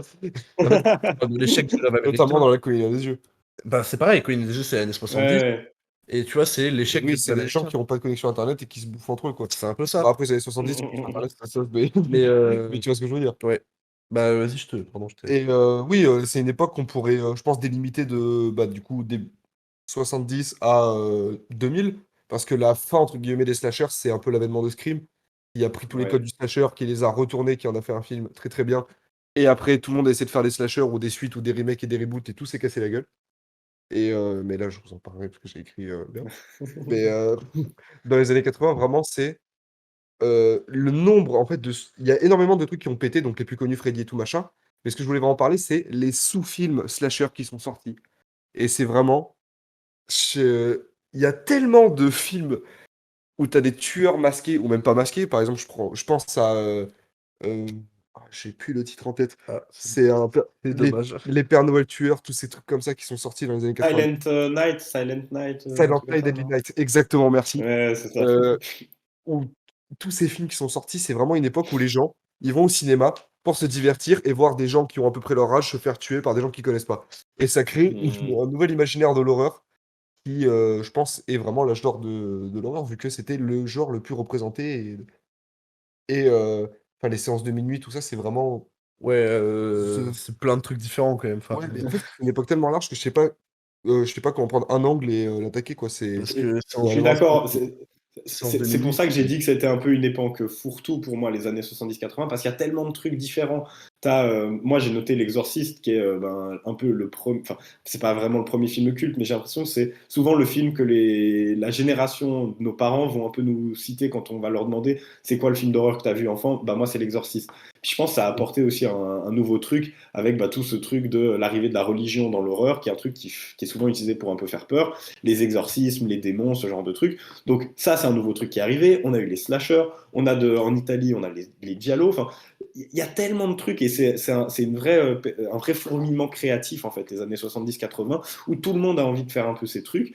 Et du coup, ça regorge de tellement de sous-genres que ouais, l'horreur dans les années 70-80, c'est le bordel, mais c'est un bordel tellement créatif que c'est génial. Moi, j'adore. Je trouve que c'est une époque hyper fourmillante et il y a trop c'est de trucs sûrement bien. l'âge d'or des films d'horreur. Bah, de toute façon, les années 70, pour beaucoup de gens, c'est vu comme l'âge d'or du cinéma américain, en fait, Mmh. avec le Ouais, nouveau ouais, tout Hollywood et court. tout. Et du coup, c'est normal que quand t'as plein de nouveaux artistes qui arrivent, t'en aies qui fassent des trucs qui tâchent. Mmh. Tu vois, on a parlé de Massacre à tronçonneuse, qui pour moi est le truc, même si le film, en soi, on l'a revu il y a pas longtemps, le film est pas monumental, je trouve, en tant que film, Mais ce mais qu'il ce dégage, qu'il a apporté au cinéma, c'est quelque chose. c'est évidemment un film culte, et pour moi, l'un des plus grands films d'horreur de l'histoire du cinéma, parce que ce qu'il a apporté bah, en fait, de Toby Hooper qui sort de nulle part, qui te fait ça, qui est limite documentaire sur. Ouais, c'est vraiment filmé comme un Limite documentaire sur. En fait, ces Américains, tu vois, perdus au milieu du désert, comme le travail de Wes Craven avec La colline des yeux, c'est ouais. pareil. Et en fait, c'est montrer autre chose et voir le cinéma d'horreur d'une autre façon. On l'avait jamais vu comme ça, en fait. Et Mhm. même aujourd'hui, des trucs qui sont des clichés de la bande de jeunes qui partent en vacances et qui se font attraper par des mecs trop bizarres qui se font goumer de partout, Mmh. et ben c'est grâce ou à cause de films comme ça que bah c'est vu et revu et revu. Et du coup, C'est bah clairement devenu. c'est Ça le a genre de clairement truc. introduit tous les codes du film d'horreur. Mais moi, j'y pensais, on n'a même pas mentionné dans les années 70 et 80, on a aussi évidemment Alien ou The Thing, qui sont aussi des autres Oui. monuments de l'horreur et qui nous montrent que ben, là, on retombe un peu sur ce qu'on disait avant, où l'horreur peut aussi se retrouver ailleurs. Alien, c'est un vrai film d'horreur SF, c'est génial, c'est glaçant. Et The Thing, pareil, on est sur presque un huis clos d'horreur. Enfin, c'est fou le nombre de trucs différents qu'on a à cette époque et je trouve que c'est trop intéressant de s'y pencher parce il y a à boire et à manger et tu trouveras forcément un truc qui te plaira.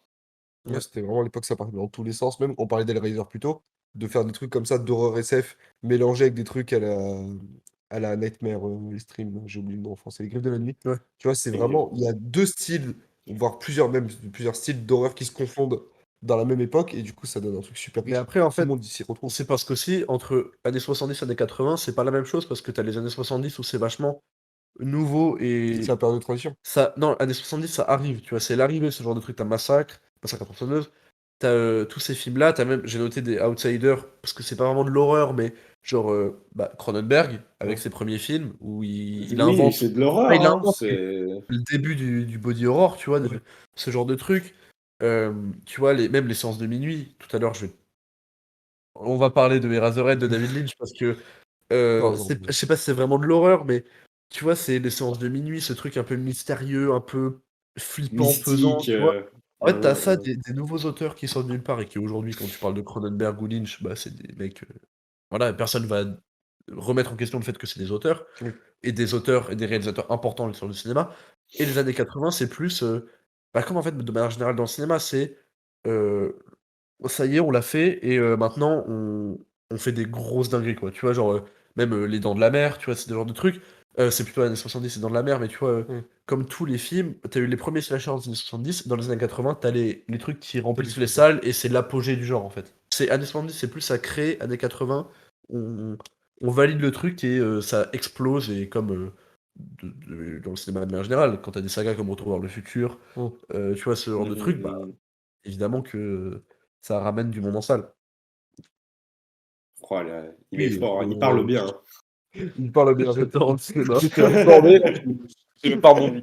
Mais mais oui, effectivement et oui, les années 80, c'est l'âge d'or, évidemment, que du slasher et que des slashers cultes.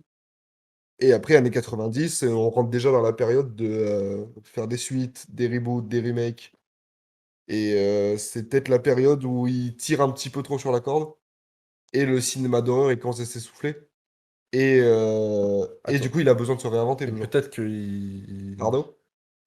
Il me tend la perche, mais c'est trop fort. On ne s'est même pas concerté. C'est trop rien n'est facile. préparé. Du Rien n'est coup, préparé.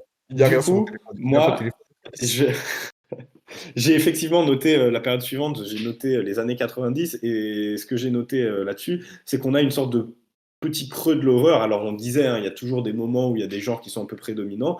Et dans les années 90, ben, après le colosse qui était les années 80, oui, les années 90, il y a un petit essoufflement, c'est un peu plus compliqué. Avant d'esquisser, j'ai quand même noté qu'il y a une sorte de renouveau dans la fin des années 90.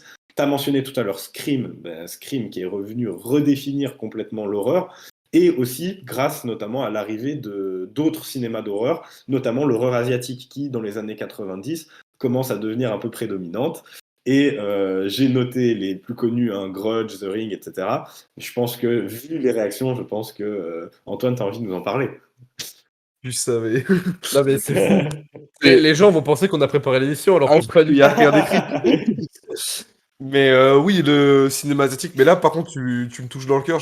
J'ai aucune objectivité. T'inquiète, j'ai parlé 30 minutes tout à l'heure de. Ouais, donc juste l'arrivée de Ringu et de même Hideo Nakata qui commence à devenir un peu le patron de l'horreur asiatique.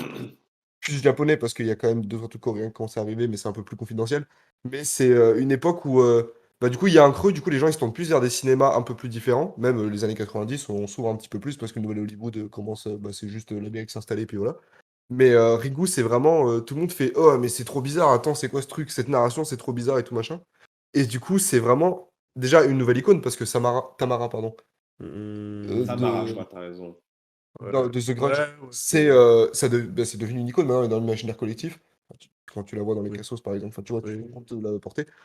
Et c'est trop. Enfin, c'est montré de manière super bizarre dans le cinéma asiatique. Et ça crée une horreur qui est totalement différente, beaucoup plus psychologique Pas que forcément de juste manière balancer des bizarre, mais monstres. une autre manière que le cinéma occidental. Oui, non, mais bizarre avec un point de vue Oui, voilà occidental. ça. C'est comme ça que je l'aborde. Ouais. Et enfin, moi, perso, le cinéma asiatique, je pense que. Et même le cinéma d'horreur asiatique, c'est le genre qui me parle le plus. J'aimerais bien dévier sur le truc coréen des années 2000, mais je pense que Arnaud, tu vas nous faire une petite transition de qualité. Mais, mais voilà, c'est l'avènement de ce genre de film, c'est quand même quelque chose, Bah, Alexandre. bah ouais, mais Bah, T'en ça penses quoi? s'entend, ça s'entend à ta voix, en tout cas. bah non, moi je suis pas aussi fan que toi parce que bah je peux pas tout connaître non plus. J'ai pas le temps de tout voir. Mais non, il y a des films évidemment qui mettent des grosses claques. T'as parlé de Ringu, j'ai envie de parler de Darkwater qui est arrivé après, début des années Ouais, 2000. c'est pour ça, là, je fais attention parce qu'après Mais- c'est années 2000, mais. Mais même par exemple dans les années 90, on peut parler un peu de à Hong Kong, la catégorie 3. C'est en gros pour ça a un nom, je crois. Attends, je vérifie. Ça me dit Euh, rien. Attends, catégorie 3 Hong Kong. Oui, voilà ça.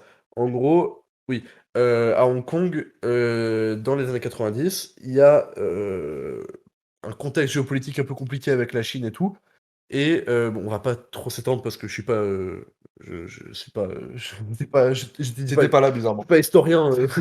Mais en termes de cinéma, c'était un moment un peu compliqué parce qu'en fait, c'était un moment où dans les lois, la législation à Hong Kong, c'était la liberté absolue. Genre, il y a plus de censure, plus rien. Et du coup, les auteurs les plus tarés de cette époque-là, ils se sont dit, ok, Tu viens de me faire une transition ok, fabuleuse. ok, on fout le bordel. Tu veux reprendre maintenant ou... Je veux bien juste parler d'un petit film avant qu'on Attends, rentre dans les années 2000. donc, ok, on fout le bordel. Et du coup, la catégorie 3 à Hong Kong, je vous invite notamment à aller voir la vidéo d'un mec qui s'appelle Karim Debache. le cinéma bis, je crois qu'il s'appelle, le ciné du bis, un truc comme ça. Hum, Le coin du bis, le coin Le du coin du bis bis. sur YouTube, et qui est un mec qui gère un vidéoclub et qui parle beaucoup de cinéma bis, de cinéma un peu gore, de cinéma de genre et tout, et qui a fait une super vidéo sur le cinéma de Hong Kong de cette époque-là. Donc c'est vraiment les films les plus gore et les plus hard que vous pouvez voir de votre vie. Donc en fait les mecs ils se sont dit ok dans 5 ans la Chine nous met le grappin dessus, on pourra plus rien faire, donc on C'est fait le moment de. C'est le on moment de lance se donner. tout, on y va quoi. Et Et, du coup bah c'est dur mais ça y va. et on parle de films asiatiques. Ouais, On parle de films très gore, très violents. ouais.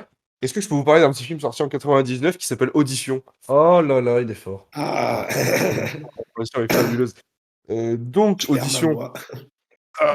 Oh, il y a Garou avec nous sur le live. J'ai plus rien. Il n'y a plus rien, c'est catastrophique. Ah, ah oui, excuse-moi, Renaud, on va prendre la main. Je, je vais aller. Attends, mais j'ai de l'eau à Prends un côté. petit C'est bon, verre d'eau, reprends. Ouais, ouais. t'inquiète, on est là. Va te prendre un isoprène, on meuble. Audition de Takeshi Miike, sorti en 99.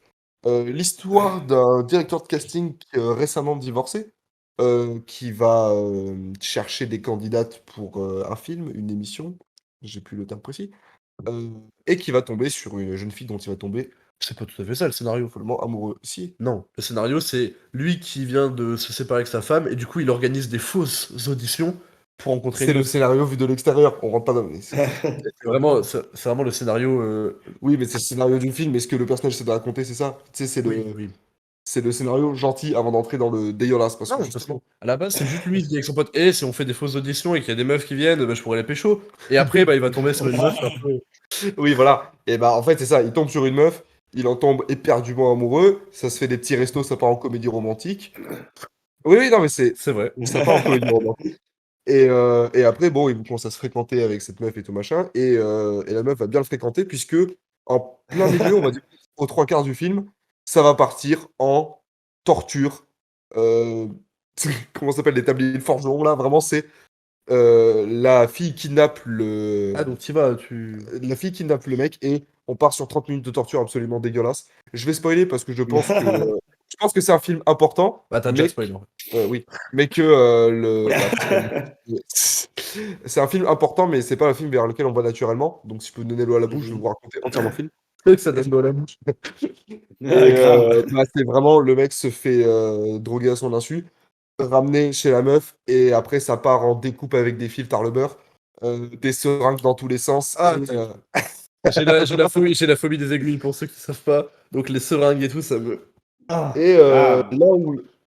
là où le film est révolutionnaire, si je puis me permettre, parce que je considère ça comme un film très important, c'est qu'il oscille, je lis mes notes, il oscille entre plein de genres différents. Ça part vraiment de la comédie romantique pour finir dans le torture porn, tout en passant par le petit film de suspense avec du thriller policier et des enquêtes. Enfin, c'est vraiment un film qui passe par tous les genres. Et ça n'en fait pas un film bordélique pour autant. Parce que tous ces genres se mélangent bien, parce que l'histoire colle à tous les genres. Et du coup, ça en fait vraiment une œuvre importante, que ce soit dans le cinéma asiatique ou dans le cinéma tout court. Je crois que j'ai encore une note Mais. que je voulais dire, c'est important. Ah, Oui, vas-y. j'adore Takashi Miike et regardez Chase the Killer si vous avez l'occasion, c'est vraiment un film qui est vachement bien, Attends, mais même si c'est très très court. explique Takeshi Miike, le Takeshi Miike, réalisateur. je l'ai dit en intro, Tu l'as vraiment pas dit. tu fais rien du Tu tout. l'as pas dit. J'ai vraiment dit audition réalisée par Takeshi Miike. Moi, je voulais. Oh là, j'ai plus de voix, c'est catastrophique. Faut le faire. Je voulais juste poser un peu une question, je trouve que c'est le bon moment pour le faire. Vu qu'on commence à aborder la torture, le gore, puis que ça va devenir de plus en plus fréquent, notamment dans les années 2000, c'est quoi, vous, votre rapport au gore? Est-ce que vous appréciez ça? Pourquoi vous appréciez ça? Surtout parce que il y a pour beaucoup de gens qui ne sont pas fans d'horreur, et je pense moi notamment à mes parents qui ont cette vision un peu du ah, mais c'est du gore pour du gore. Comment est-ce qu'on justifie le gore au cinéma? Qu'est-ce que ça peut être son utilité? Pourquoi on aime? Pourquoi on n'aime pas? C'est quoi votre avis là-dessus? Parce que ça prend une place vraiment hyper importante. Tu veux attaquer ou j'attaque? Bon, attaque. Ouais, j'attaque. En fait, moi, ça dépend. Je vais pas dire que je suis fan de quand ça tâche parce que bah, voilà, ça me procure rien de spécial quand il y a du sang. Je suis pas vraiment sensible à ça, en plus, je m'en fous. Mais non, moi, j'aime ça quand, par exemple, t'as parlé de The Thing ou même de Body Horror, quand t'as un vrai travail sur je sais pas, tu vois, des corps, enfin, tu vois, des Mm. costumes et tout, quand t'as un vrai Sur de travail la derrière. prothèse. Ouais. Voilà, Ouais. tu vois, quand je regarde The Thing et t'as le mec, t'as la tête qui sort, même dans Alien, tu vois, c'est des trucs qui me parlent parce que je vois le travail derrière et ça m'intéresse. Après, si c'est pour voir juste du sang pour du sang, je trouve pas ça très fun et je m'en fous un peu. Ouais. Et en plus, je dis ça alors que j'adore Brain Dead de Peter Jackson, alors qui est vraiment le film où t'as. Oui, mais là, ça se prend pas au sérieux, ça Ouais. va avec le truc. Quand t'as un truc un peu comédie, du sang, c'est absurde, ok. Quand ça se prend trop au sérieux, ça me parle pas trop. Mais en fait, le gore, souvent, quand c'est fait par un bon réalisateur, notamment David Cronenberg, je suis fan de David Cronenberg, euh, et du body horror, il en fait pas juste parce que oh là là, j'avais des prothèses en trop et j'aime bien que des gens. J'avais des prothèses en J'aime trop. bien que des gens ressemblent à des mouches, tu vois. C'est qu'en fait, t'as un vrai point de vue politique et un vrai message derrière. Et qu'en fait, souvent c'est pour montrer soit la violence dans une société, soit la violence intérieure d'un personnage. Enfin, tu vois, ça dépend du film. Et je peux pas appliquer quelque chose parce que le cinéma, t'as pas de règle générale de on fait du body horror pour parler de ça. Mais de manière générale, c'est quand tu fais du body horror. Je parle de body horror parce que c'est quelque chose qui me parle. Mm. Mais bah, souvent, t'en fais parce que bah, tu veux montrer la dualité d'un personnage. Mm. Le problème de. Tout à l'heure, dans mon top, je vais parler d'un film qui a du body horror. Et dans ce film que je garderai pour tout à l'heure, et ben, il y a une présence d'un monstre un peu dégueulasse. Pégor, bah, c'est pour montrer la dualité du couple qui se sépare. Enfin, tu vois, ce genre de truc. Donc en fait, moi, ça m'intéresse quand ça parle et quand ça amène quelque chose de plus. Si c'est pour voir du sang pour du sang, je m'en fous. Et ben, je suis d'un avis un petit peu inverse parce que je suis ce qu'on appelle un spectateur facile. Bah regarde, C'est-à-dire que regardez, vous avez vu la Déjà, série l'horreur, Dahmer? elle est là. Voilà. Elle Vous est avez là, vu l'horreur là? le body horror. Le body horror, c'est les cheveux d'Antoine. faut évidemment une perruque, donc bon. Oh putain. Allez, enchaîne. Donc, c'est quoi? Ah, Non, oui, on va moi perdre j'aime. le viewers. j'ai- On va perdre des viewers. Moi j'aime beaucoup le gore parce que bah, tu disais dans ton top il y a du body horror. Moi dans mon top il y a ce qu'on appelle du torture porn. Je trouve, je suis un peu d'accord avec le fait que quand c'est trop exagéré et que ça sert pas à un propos, c'est un peu chiant. Mais des fois je trouve que quand il y a juste des avalanches de sang, ça donne une esthétique au film et c'est pas non plus déplaisant. Et en plus, le body horror, ça me dégoûte profondément. Genre, vraiment, les films de Cronenberg, j'ai beaucoup de mal. Ah ouais. Genre, Vidéodrome, quand il met la cassette, je suis à, je suis à ça de germer. Un mec vient de tomber.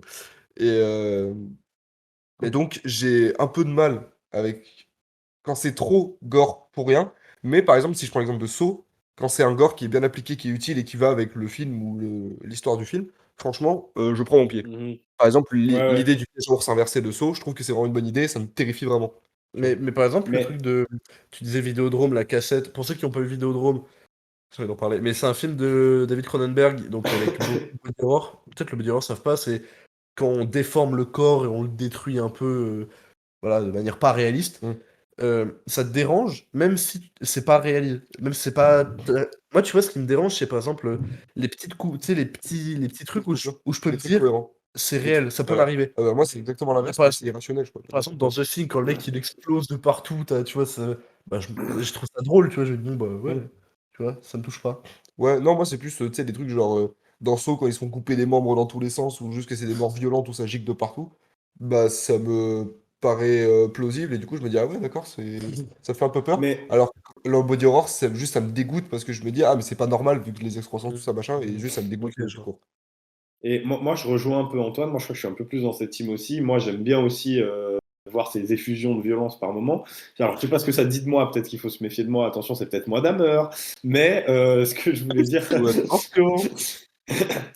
je pense que moi, c'est aussi pour ça que j'aime bien ces films-là, c'est qu'ils permettent d'aller explorer une sorte d'hyper-violence que tu peux pas explorer ailleurs, en fait. Et du coup, je trouve intéressant de la voir à l'écran, de pouvoir se dire, OK, bah, ça existe à l'écran, très bien, bah, ça me montre ce que c'est.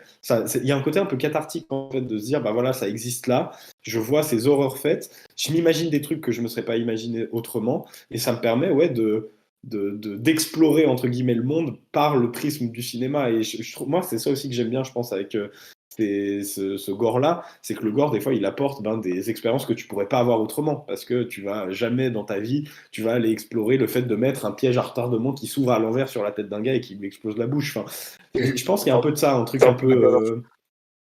Je trouve qu'il y a un truc un peu web, je sais pas si c'est cathartique le bon mot, mais un truc un peu de.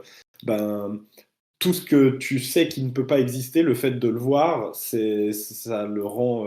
Enfin, j'arrive pas à l'exprimer, mais c'est Et comme après, dans le ça se voit un théâtre. petit peu, ça Attention, joue un je vais petit utiliser le peu là. théâtre grec. Dans le théâtre grec, à la base, l'idée du théâtre grec, c'était de montrer des horreurs pour que le spectateur puisse expérimenter ces horreurs sans avoir à les faire lui-même. Et je pense qu'il y a un peu de ça aussi dans ce cinéma d'horreur-là, c'est que tu peux découvrir ces horreurs.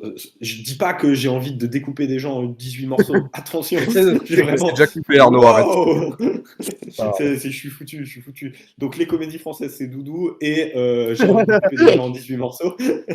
Mais je pense qu'il y a vraiment un côté de ouais, ça te permet d'explorer des trucs que tu ne pourrais pas explorer autrement. Et moi, c'est là où ça va m'aider. Et sinon, comment tu justifies en fait une scène de torture de 30 minutes dans un film? J'ai du mal à la justifier autrement que pour ça. Mais voilà, c'est personnel. Il y a un petit peu de curiosité morbide aussi. Les êtres humains, on aime bien voir des trucs Sûrement. qui sont dégueulasses. Donc voilà, je pense que ça doit jouer un petit peu aussi. Mais après, j'ai pas de réponse ferme définitive. Je pense que ça dépend vraiment des goûts de chacun et de notre relation au gore. Mais moi, je trouve ça intéressant. Ça peut l'être intéressant.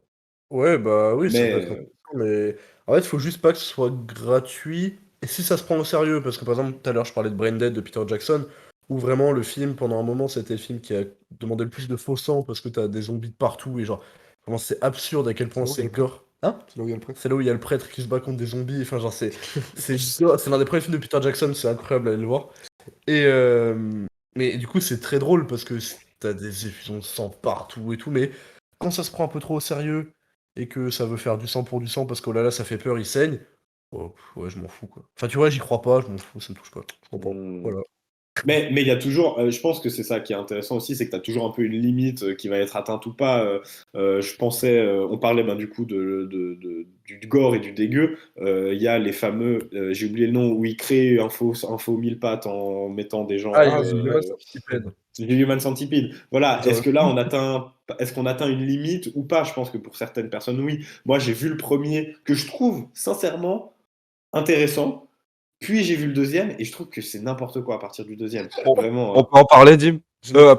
oh Oh oh pardon. Je suis Ah désolé. non, et franchement, tu sais quoi? Je suis heureux que ce soit toi qui fais l'erreur parce que j'étais persuadé que ce serait moi qui me tromperais en premier sur Antoine et Alex. Mais Pardon. t'inquiète. Allez, Et Jules, y vas-y. a aucun souci. Oh là là. Merci Loïc. Ah, C'est bon, personne là. Ouais, c'est juste du coup Arnaud. Oui, c'est moi, bien Trop joué. bien. Moi perso j'ai vu les 3 Human Centipede, je trouve ça flingué de A à Z et je trouve ça juste. Mais je sais pas, je suis tombé dessus et vraiment les 3 sont les 3 sont flingués et c'est vraiment juste des. Bah ouais, tu vas voir ça entre potes, tu te dis oh c'est dégueu, mais ça va pas plus loin quoi. Et je trouve que ça apporte rien du tout, Hmm. même si ça se veut un petit peu genre ouais on réfléchit un petit peu sur la nature humaine. Non, je trouve ça juste, Mais tu vois, je trouve mauvais. que le premier, c'est pour ça que le premier, c'est le seul que je défendrais un peu. Je trouve que le premier Human Centipede, on est sur presque un huis clos et du coup, il y a une vraie horreur qui se met en Ah ouais. place là-dessus où t'as que trois. Vu qu'ils sont que trois, je trouve qu'il y a un truc vraiment qui rend l'horreur tangible en fait. Mais dès qu'ensuite on passe, je crois que c'est le 3 que j'ai pas vu, c'est celui qui est dans une prison, le 3 ou c'est le 2, Ouais, je sais où plus. ils font le centipède avec 100 détenus. Mais voilà, et là, je trouve qu'on arrive dans de l'absurde et c'est même plus intéressant. Et t'es juste là pour. En fait, t'es sur de la surenchère qui a pas de sens. Limite, ça aurait été plus intéressant si les Human Centipede, il y avait de moins en moins de gens, tu vois. Enfin, là, on est sur juste. Il faut faire plus que le film d'avant et du coup, ça devient débile. Et bref, voilà. Mais Ouais, Human c'est vrai. Centipede, j'y pensais parce que c'est un peu cette. Pardon? Le concept de base est pas, tu sais, t'as dit après ça devient débile. Le concept de base, déjà, c'est pas. Je vais coller des gens. Ils vont manger leur caca. Écoutez. Donc tu mets le doigt dessus, je voulais pas le dire. Et, Enfin bref. Est-ce qu'on a encore des trucs à dire sur les années. Bah, c'est pas ça, on est censé toujours être fin 90, début 2000, puis il y a encore un dernier chapitre que j'ai envie d'ouvrir, mais est-ce Bon, moi, je pense que. qu'on peut continuer notre voyage temporel avec Ah Dim ouais, et Alexandre. C'est vraiment, mais. ça fait mal. Ah, c'est Ils se ressemblent en plus. Oui, bah oui, comme deux gouttes d'eau. Mais du non, coup, continuons de marcher sur le chemin de l'horreur. Et on arrive un peu à notre dernière marche, qui est pareil, c'est une autre catégorie qui est un peu fourre-tout parce que ben, comme ça va marcher sur la catégorie actuelle, c'est très difficile de catégoriser ce qu'on vit actuellement parce qu'il y a encore une fois beaucoup de choses différentes. Moi, j'ai catégorisé ça comme un peu le deuxième âge d'or de l'horreur. Je ne sais pas si vous êtes d'accord avec ça, mais j'ai l'impression que c'est, en tout cas, âge d'or, peut-être, c'est pas le bon mot. Alors, comment je pourrais catégoriser ça? On va dire plutôt le succès critique de l'horreur. C'est maintenant que l'horreur est à son paroxysme aux yeux du spectateur lambda. Et j'ai l'impression que depuis début des années 2000, milieu des années 2000, l'horreur est vraiment rentrée dans les mœurs comme le genre que tu vas voir avec tes potes entre tes 15, quand t'as 15 piges.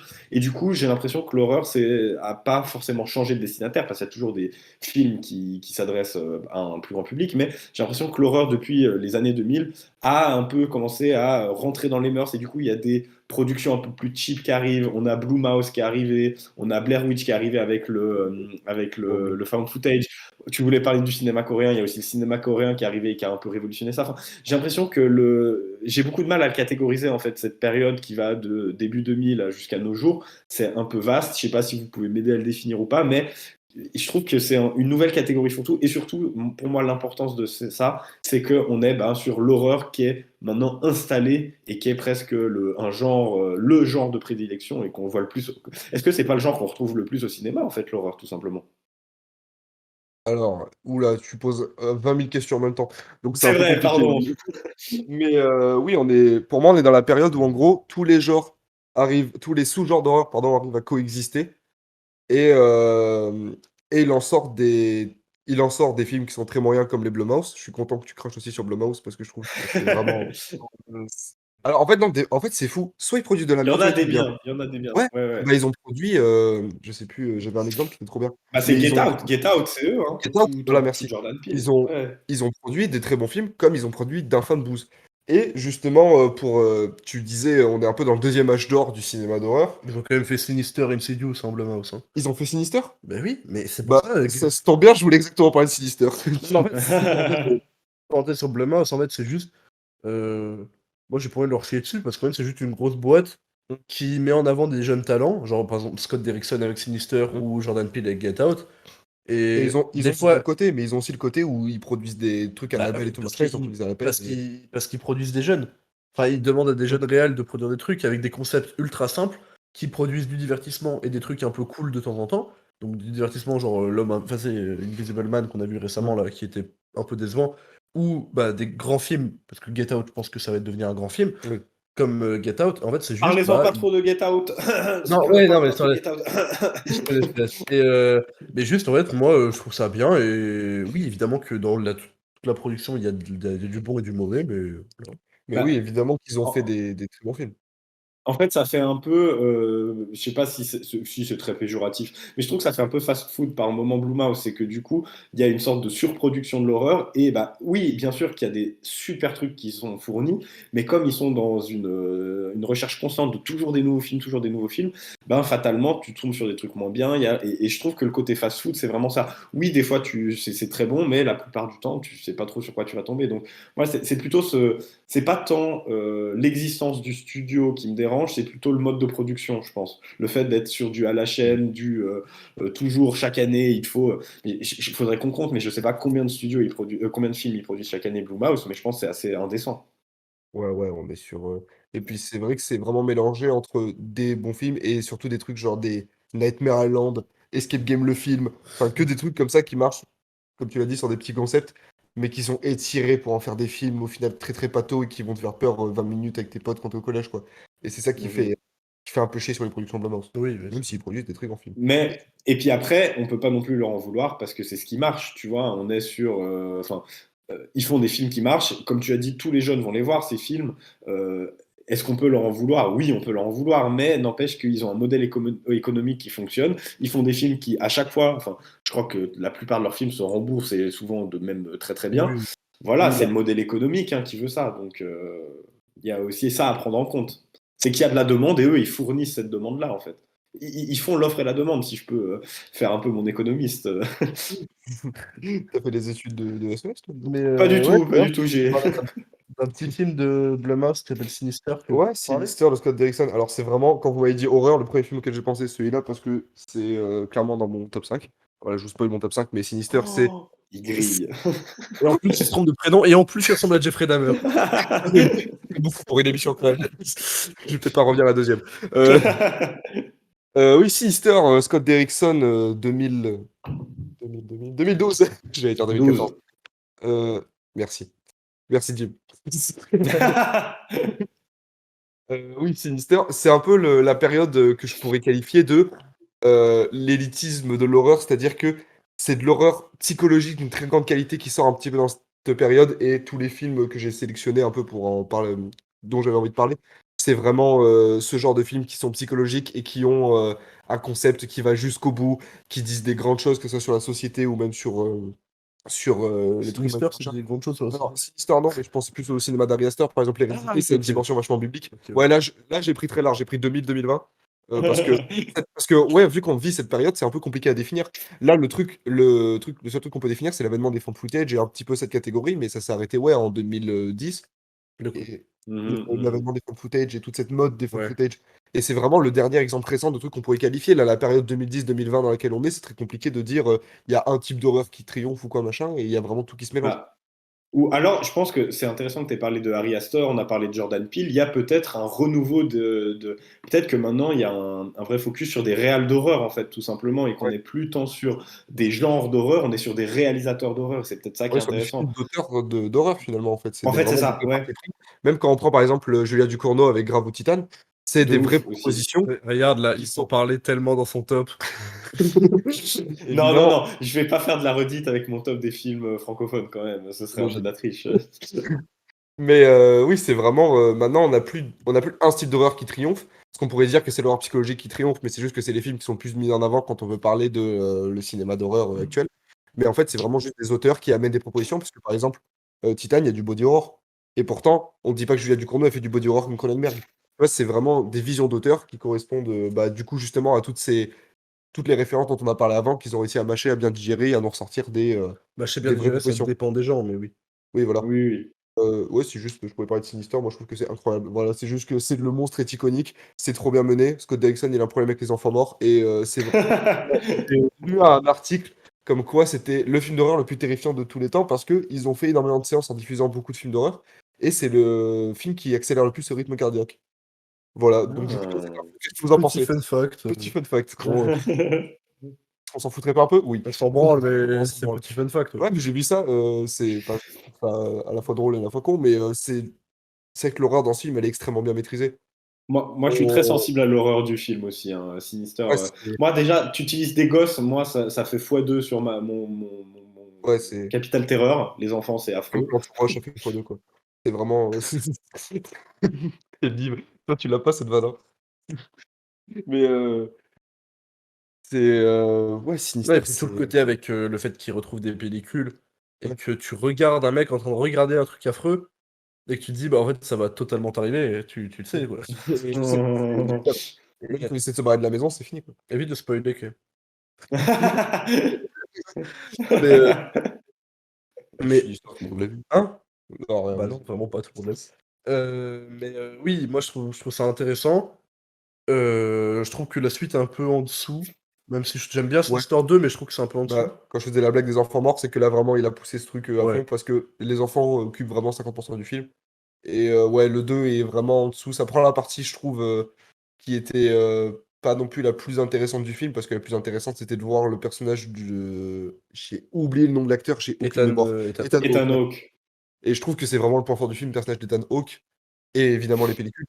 Mais c'est toute cette enquête et tout machin et c'est pas forcément ce qu'il découvre qui nous intéresse, c'est plus comment ça l'affecte et du coup, je trouve ça un peu con que dans le 2 ça parte sur ce truc de: «Ouais, les enfants morts, ça fait flipper et tout machin» et il y a des enfants qui vont rencontrer les enfants morts. mais il y a quand même des bons ressorts horrifiques dans le 2, c'est là où il y a le truc avec le rat, non? Je crois. Ouais, Ouais, le c'est ça. sceau, Ouais, le saut, ouais. le torture, le supplice du sceau, je sais plus comment ça s'appelle ça. Torture avec un rat dans Un un seau. truc très ouais, que t'as vu dans tous les trucs du Moyen Âge, qui est En qui est 1900, hyper, commun. Ouais. des livres. Non, oh, il cite un livre. Ouais, Tu as envie de parler d'un film toi spécifiquement? de quoi? De cette époque-là? Je sais pas, non. Enfin oui, mais peut-être qu'Arnaud il voulait Non. Arnaud, peut-être? Bah, moi, je me les garde pour mon top. J'ai pas envie de trop les spoiler. Moi, je sais qu'il y en a au moins deux de là-dedans dont j'ai envie de parler. Peut-être, moi, je voulais mentionner, parce que j'avais déjà fait un petit mot là-dessus la dernière fois qu'on avait parlé de l'horreur. Je ne rentrerai pas ça dans mon top parce que je me respecte, mais moi j'ai une place trop particulière à accorder à la saga Destination Finale, donc j'ai toujours envie d'y placer un petit mot quand je peux, parce que Dans les on parlait de dans concepts débiles, on parlait de l'horreur de trucs que tu imagines. En fait, Destination Finale, c'est un film spectacle. Vraiment, moi, je vois ça comme du spectacle. Et j'adore la créativité et le côté même des fois débilement débile des kills. Moi, ça me régale. Vraiment, c'est film bonbon, c'est les destinations finales, hein. Arnaud, est-ce que tu as vu le 5? Le Oui, oui, j'ai vu le 5, bien sûr. scène Le de la trappe twist. Ah, elle est glaçante. est trop bien. En fait, ce que j'adore dans les Et vraiment, je suis content que tu en parles, mais Destination Finale, c'est vraiment des auteurs qui sont là, bon, comment elle pourrait mourir de la manière la plus improbable et la plus crade qui existe et c'est à j'adore, pleurer de rire. j'adore. L'intro, elle est trop bien et en vrai, c'est ultra con et ça apporte enfin, c'est du pur oui. divertissement, mais ça me fait mourir de rire. C'est Disney du spectacle. Pour moi, ouais, c'est du gros j'adore. J'ai un peu le même rapport avec Fast and Furious, tu vois, où je sais que c'est pas ouais, bien, mais je sais pas, ça marche, quoi. ouais, je comprends carrément. Mais Et en plus, tu parles du 5. Je trouve que le 5 a honnêtement un excellent twist en plus de fin qui retourne tout le film et je trouve trop bien. J'adore, ça me régale. Vraiment, et là, Destination Finale 5, c'est peut-être mon préféré. non, moi je suis d'accord, mais c'est juste pour l'intro. Genre quand il y a le camion avec les. Enfin, c'est tout. Toutes les morts sont tellement improbables, c'est C'est tellement too much. en scène. Genre. Elle s'empale sur un voilier en tombant du pont, ça a aucun sens. Alors je l'ai pas vu, mais ça me donne envie. Elle s'en passe sur un voilier, ça doit Bah, suffire. je vois pas comment c'est possible physiquement, mais Mais si, parce qu'elle est sur un pont, le pont s'effondre, ils sont au-dessus de l'eau. genre ils étaient au Ça, milieu. Je tombe et tu vois, il y a Thierry qui est en train de pêcher ses truites, et là d'un coup, le mec du voilier, Oui, il mais s'en va comme d'accord, ça. oui, parce que j'ai cru que c'était en pleine mer et genre il y aurait eu un courant et genre Mais il y a un mec qui se mange. c'est presque mieux, c'est presque mieux. Non, il mange le bus. En fait, il tombe dans l'eau et le bus tombe sur lui. Enfin, c'est trop. Ah d'accord, oui, parce que se prendre un bus, bon, Oui, se prendre un bus, ça arrive. ça arrive. C'est un mardi. Derrière. Enfin voilà, je pense qu'on a fait. C'était la dernière petite mention que je voulais faire parce que je n'en parlerai pas dans mes films d'horreur préférés. Bah, après Voilà. tout à l'heure, on a parlé de, des nouveaux auteurs. En fait, est-ce que parce que du coup Get Out, je te le laisse. Est-ce qu'on attaque nos tops? Qu'est-ce qu'on fait? Parce que Ah, moi je tu voulais pas faire une petite parenthèse sur Gérard Armé?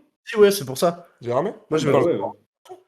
Ouais. bah, en gros, j'ai une petite, parenthèse parce qu'avec ce charmant jeune homme et Jules qui n'est pas là parce que Bah, on a l'a emporté et il est sûrement dans son réfrigérateur en train de. En train et de du regarder. coup, l'année dernière, on a eu la chance, enfin la chance, on a pris le billet, on a pris nos petites pattes et on est allé, hein, juste invité. On est allé Ouais, c'est au pas comme si vous étiez invité, vous êtes personne, hein. non, on est On est allé au festival de Gérard Armé, donc c'est un festival international du cinéma de genre cinéma fantastique, donc à Gérard Armé, qui est une petite ville toute sympa en Lorraine. Et Vraiment tout sympa. Un avis objectif sur la ville? Sur une tier list, au milieu, il y a un lac et il fait froid, quoi. ouais, c'est plutôt du F sur une tier list, quoi. C'est-à-dire que là, chaleureux, quoi. Vraiment, mon bled est plus chaleureux. Non, en vrai, ça va. Puis bon. Bref, et du coup, donc le festival, il existe depuis 1994. Et en vrai, Ah d'accord, oui. pour les gens qui sont fans de cinéma de genre, je vous conseille d'y aller parce que c'est donc tout le monde peut y aller, hein, il y a pas besoin d'accréditation ou quoi. Non, c'est tu payes juste emballer, c'est bon. Juste, faut payer sa place et réserver ses séances. Mais franchement, c'est incroyable. On matait genre entre 4 et 6 films par jour. C'est On a vu donc des films, parce qu'il y a une sélection, du coup, comme à Cannes, t'as une sélection officielle, des films hors sélection et des films rajoutés. Genre, par exemple, là, l'invité d'honneur cette année, c'était Edgar Wright, qui a fait genre Shaun of the Dead, donc la trilogie Cornetto, Last Night in Soho. Donc, on a eu la chance de revoir Last Night in Soho en salle. Avec, bon, nous, on n'a pas pu y aller parce que on n'avait pas de carte de presse, donc on n'a pas pu y aller, mais il y avait une masterclass de Edgar Wright. Masterclass. Et Oh, le seum. un ouais, peu. Et du coup, on l'a pas vu. Mais, on a les boules. mais bref, on a par exemple pu voir Les yeux sans visage de Georges Franju, qui est un classique shit de l'horreur français. Donc plein de films comme ça, des vieux films, des films récents. Et en plus, t'as vachement cette ambiance festival. C'est pas comme Cannes. Enfin, je suis jamais allé à Cannes parce que pareil, c'est cher, on m'invite pas. Euh, Sinon, tu le seum un peu. ouais. C'est vrai qu'on t'invite. Et bah mec, évidemment, je m'invite à Cannes. Mais enfin, en tout cas, là, c'est un peu un plus petit festival. Donc, il y a les blagues de locaux. On va pas les dévoiler pour ceux qui veulent aller. Mais Non, non. chaque début de séance, il y a des petites traditions. Enfin, tu vois, t'as cette ambiance de festival qui est bon enfant. Et franchement, c'est trop bien, quoi. Tu vois tout le monde qui après sort. Il y en a, tu sais, tu débats sur les films, tu les enchaînes.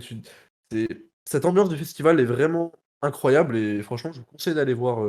De vous rendre à Gérardmer. Donc, c'est fin janvier Et chaque même de année. faire des festivals de cinéma, parce qu'il y en a plein. Il y a Deauville, Il y a- aux États-Unis, t'as des trucs genre Sundance, tout Ouais, ça, mais même machin. t'as Pas mal. à Venise, à Berlin, Ouais. même à Grenoble, t'as des festivals de cinéma. En fait, Bah, il y a d'ailleurs. t'en as plein des festivals de cinéma, donc je vous invite à vous renseigner sur les festivals parce que c'est le moyen de rencontrer des gens intéressants, des gens qui partagent votre passion. Et de voir des films dans des conditions qu'on n'a pas l'habitude de voir. C'est-à-dire de les partager avec des gens, et c'est pas juste on est dans une salle et des gens regardent le film et on vit quelque chose, mais sans se le dire. Là, vraiment, tout le monde participe au Par film et exemple, il y a la séance. la semaine dernière, je suis allé voir Close de Lucas Dont, qui est un film qui a été présenté à Cannes. Je suis allé voir un cinéma à Grenoble, et sans le savoir, c'était la fin d'un festival pour de films Hmm. LGBT. Et du coup, j'y suis allé, il y avait une présentation des mecs qui parlaient du film et tout. Et du coup, avec plein de gens qui du coup avaient fait la semaine de festival, moi j'en avais aucune idée, j'étais juste venu voir. Voilà. Et du coup, c'était cool parce que j'avais cette ambiance, tu vois, et c'était trop intéressant. Et du coup, pour revenir à Gérard Armé, juste pour peut-être vous donner un peu envie, à part, enfin, déjà que ça donne un peu envie ce que j'ai dit, je pense. Voilà. Euh, Faire envie.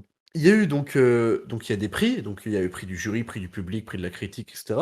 Et juste pour vous donner quelques noms, il y a Peter Jackson qui était allé, il y a Wes Craven, il y a Darkwater de Hideo Nakata, qu'on a dit tout à l'heure, qui a réalisé genre Ringu ou The Grudge, donc voilà. Il y a Deux Sœurs de Kim Ji-woon, qui est un chef-d'œuvre absolu, qui est incroyable. Il y a It Follows de David Robert Ah, Mitchell, sympa, il faut le. dans, Under the Silver Lake. Il y a Grave de Julia Ducournau, il y a Ghostland de Pascal Logier, Possessor du fils de Cronenberg. Bref, en fait, t'as vraiment des grands noms du cinéma de genre, du cinéma d'horreur qui passent par Gérard Armé. Et c'est incroyable de pouvoir découvrir des films de genre grave, quoi. Au moment où il était présenté, personne ne se Hmm. doutait que Ouais, personne ne se ça allait doutait de ce que devenir c'était un tout ça. monument. Et aujourd'hui, grave, voilà, c'est limite film culte alors qu'il est sorti il y a 5 ans, quoi. Donc franchement, je vous invite à vous renseigner sur Et ce ça festival et montre à venir à Gérard Armé. ça montre que Gérardmer, c'est vraiment une référence. Le festival Ah de oui, Gérardmer, c'est vraiment une référence du cinéma d'horreur. C'est-à-dire que les plus grands, voire les plus classiques shit des films d'horreur, ils sont passés par Gérardmer. et depuis que 94, tu vois. Donc franchement, Hmm. depuis 94, il y a eu quand même du beau monde. Et juste l'année dernière, il y a quand même eu Edgar Wright, qui est quand même un mec qui est installé, quoi, qui est venu dans cette petite. C'est comme si cette mini-ville, tu vois, je sais même pas si Oui, il doit avoir 50 000 habitants, même pas, oui, tu vois. voilà. Et là, tu mets les grands noms du cinéma qui Oui, c'est viennent, comme si franchement. Spielberg venait dans le gymnase de votre village pour faire une masterclass, quoi. Voilà. C'est vraiment une ambiance qui est particulière et c'est Franchement, incroyable. et puis juste pour nous, notre expérience, enfin moi j'en ai parlé, toi je sais pas, mais moi en tout cas c'était une des meilleures semaines de ma vie, parce qu'être avec des potes, un festival de cinéma, Bah, c'est se quelque chose. réveiller en disant putain, fais chier, on a 4 films à voir aujourd'hui, c'est bonne ambiance. Plaisir. Non, franchement, Mais voilà, je vous invite à vous renseigner sur Mais le moi, je crois que c'est ça qui m'intéresse le plus, c'est que oui, en plus, il y a des grands noms, donc il y a une vraie légitimité au truc, mais tu vas voir tout et rien, et j'imagine que vous avez vu des films qui n'étaient pas forcément très bien, mais vous en avez vu des sûrement excellents. Mais moi, c'est Ouais, ça que j'aime bien, c'est que c'est quoi, c'est une semaine de festival, bah tu vois de ouais, tout. Et puis oui, des fois tu vas voir des mauvais films, tu vas aussi découvrir des pépites qui vont peut-être même pas sortir en salle ailleurs. Je trouve qu'il y a un côté aussi hyper, pas pionnier, mais tu sais, un peu explorateur de l'horreur ou du cinéma, où tu vas aller découvrir des trucs. Moi, c'est ça qui me tente le plus dans le festival. Même moins que voir Edgar Wright, même si, bon, bah voilà, moi je suis un fanboy d'Edgar Wright, c'est sûrement mon réalisateur préféré, mais je pense que c'est encore plus ce côté vraiment d'explorateur. Donc voilà. mais oui. Mais En oui, termes de petits films, ouais, en termes de petits films, par exemple, bah, si je peux prendre le truc qui va parler au plus de gens, on a vu The Sadness. J'ai je aimé. pensais que tu parlais de l'autre extrême de petits films. Crap. Mais on a vu The Sadness qui est sorti en salle il y a quoi? Il y a... Au Je début de suis un peu l'été. en retard, ouais, début de l'été. Non, pas début de l'été, fin de l'été. Ouais, peut-être fin de l'été. Bref, qui est sorti en salle et qui avait fait un tollé, le film le plus gore de mes couilles en ski, tout ça. Et, et nous, on a eu la chance de le voir bien avant et tout machin.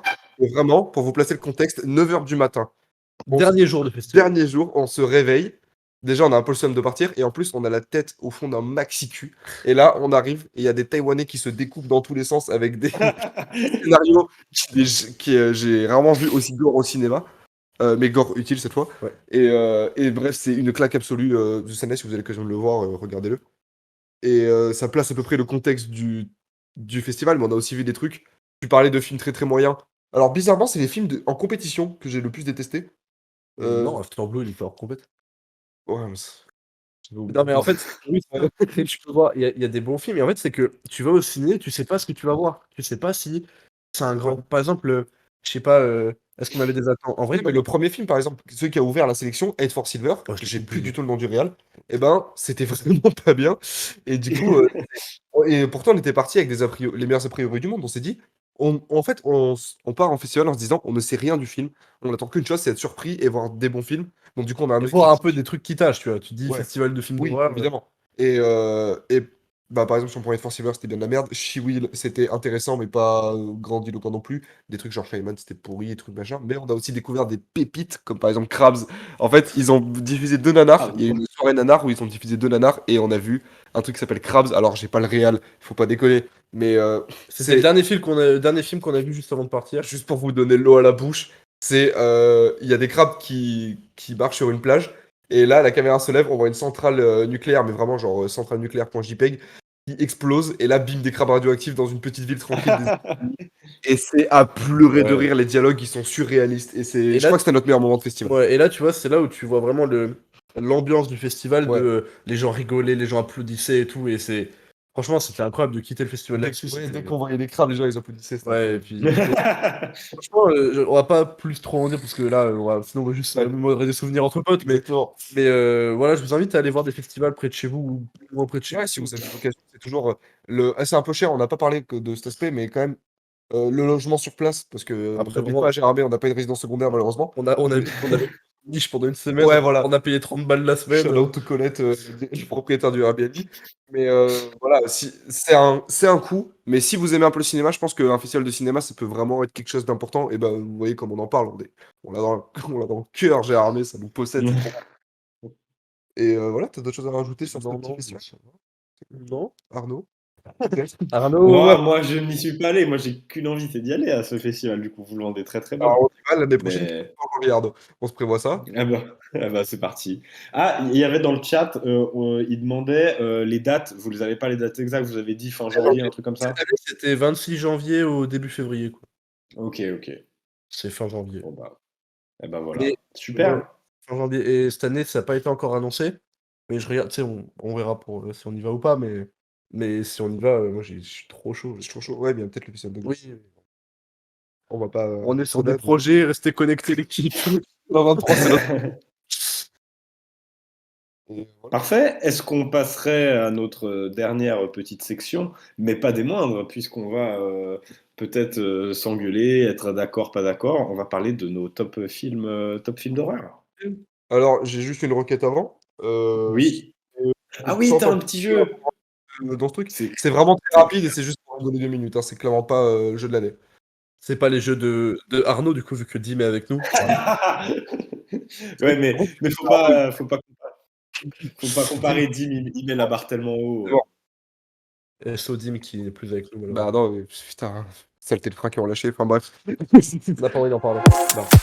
Non, ouais, si ça vous tente, j'ai un tout petit jeu histoire de rentrer dans le de regarder quotidien. les réponses, mais ouais. Parce que, ouais, parce qu'on va se gueuler dessus, je pense, pendant les tops. Mais j'ai un petit jeu qui s'appelle Est-ce que cet acteur slash cette actrice a joué dans un film d'horreur? Oh! Merci. On est surpris. Alors, je vais juste vous donner des noms d'acteurs et vous me dites oui ou non. Alors, évidemment, c'est un petit peu fait à ma sauce, c'est-à-dire que des fois, si ça se trouve, je vais vous niquer juste pour faire des blagues. Enfin bref, les règles sont assez approximatives, c'est surtout pour faire des vannes. Ne Ouais. vous attendez pas vraiment à un jeu très compétitif. Ouais. Mais par exemple, si je vous dis Brad Pitt, est-ce qu'à votre avis, il a joué dans un film d'horreur? Bah, World War Z, c'est film d'horreur. Ouais, j'allais dire, est-ce que tu comptes World War Z? Si oui, oui. Ouais. Évidemment. C'est un petit pour se mettre Ok, entre vous, d'accord. surtout. Ok. Oh là D'accord. là, c'est un échauffement. J'ai le jeu. C'est pas le jeu. Léa Seydoux. Bah ouais, le dernier Cronenberg. Ah, il est fort, il est fort. Moi, je l'avais pas, mais Il nous a doublé. Genre, tu joues, quoi. J'ai les réponses, mais je joue quand même. Oui, évidemment, bah, c'est tout, Crime du futur. Et Brad Pitt aussi, pardon, j'avais noté un film qui s'appelle Profession tueur. Vraiment, en fait, j'ai faisais des recherches, je suis tombé là-dessus, et c'est à pleurer de rire. C'est vraiment des gens dans un lycée qui s'entretuent. Ça a l'air pourri, Voilà. voilà. Ça date du début de sa carrière, non? Ouais, c'est 2002, je crois, même. Non, pas de Non, début de sa carrière, c'est. Ouais, 2002, parce qu'il a fait Fight Club en 97. C'était déjà au Non, mais oui, 2002, c'était vraiment période creuse. Rien que l'affiche, je t'applaudis de rire. Ouais, je me dis. Shaquille O'Neal. mais c'est sûr, Allez, il allait jouer un cadavre. Je pense que si tu l'as mis là, oui, tu vas pas dire Shaquille O'Neal. Bah, en fait, non. Non, bah non. Bah oui, je pense. Eh bah oui, Shaquille O'Neal a joué dans un. Non, mais c'est juste que quand je suis tombé sur cette info, ça m'a fait pleurer de rire. Mais dans Scary Movie 4, Shaquille O'Neal a un rôle. Et ça me Ah, bah oui, bien sûr. Philippe Risoli. Non, ta gueule. Non, mais ça, c'est toi. Je connais pas tes blagues, mais vu la réaction d'Alex, t'as inventé ça. Moi t'es en train de me dire que Philippe Risoli n'a pas joué Il dans a un film d'horreur. tellement jamais été une fiosse, il a joué dans un film d'horreur. Jamais il a joué dans un film. Malheureusement, Philippe Risoli n'a pas joué dans un film d'horreur, même si on connaît pas la vraie identité de Leatherface. Il a écrit. Non, ça vient de sortir. Jonah Hill. Ben, bah, John, il a pas fait. Non, je vois pas le pourquoi truc avec. il a pas joué dans un film d'horreur, quoi. Mais il Ouais. n'y a pas ce truc avec les aliens là de la fin du monde, de World's End, ou je sais plus, mais je sais pas si. Non, c'est une comédie. Non, mais oui, je suis d'accord, pour moi, il a joué dans un film d'horreur. Je pense, ouais, je pourrais pas te dire le titre, hein, mais. Alors, la réponse que j'ai notée était non, mais t'as raison Arnaud, c'est un peu ambigu. Il a joué dans un film qui s'appelle C'est la fin, qui en Ah oui, gros, voilà. tout le cinéma comédie américain, qui fait une grosse soirée avec James Franco et Seth Rogen, toute cette bande-là. Et ça devient la fin du monde, mais le film est vraiment. En plus, je l'ai revu il y a pas longtemps, vraiment, je passe un très bon moment. Et Mais c'est c'est vraiment. une comédie, ça, Mais pour il le n'y a coup. pas grand-chose d'horreur. Ouais. Allez!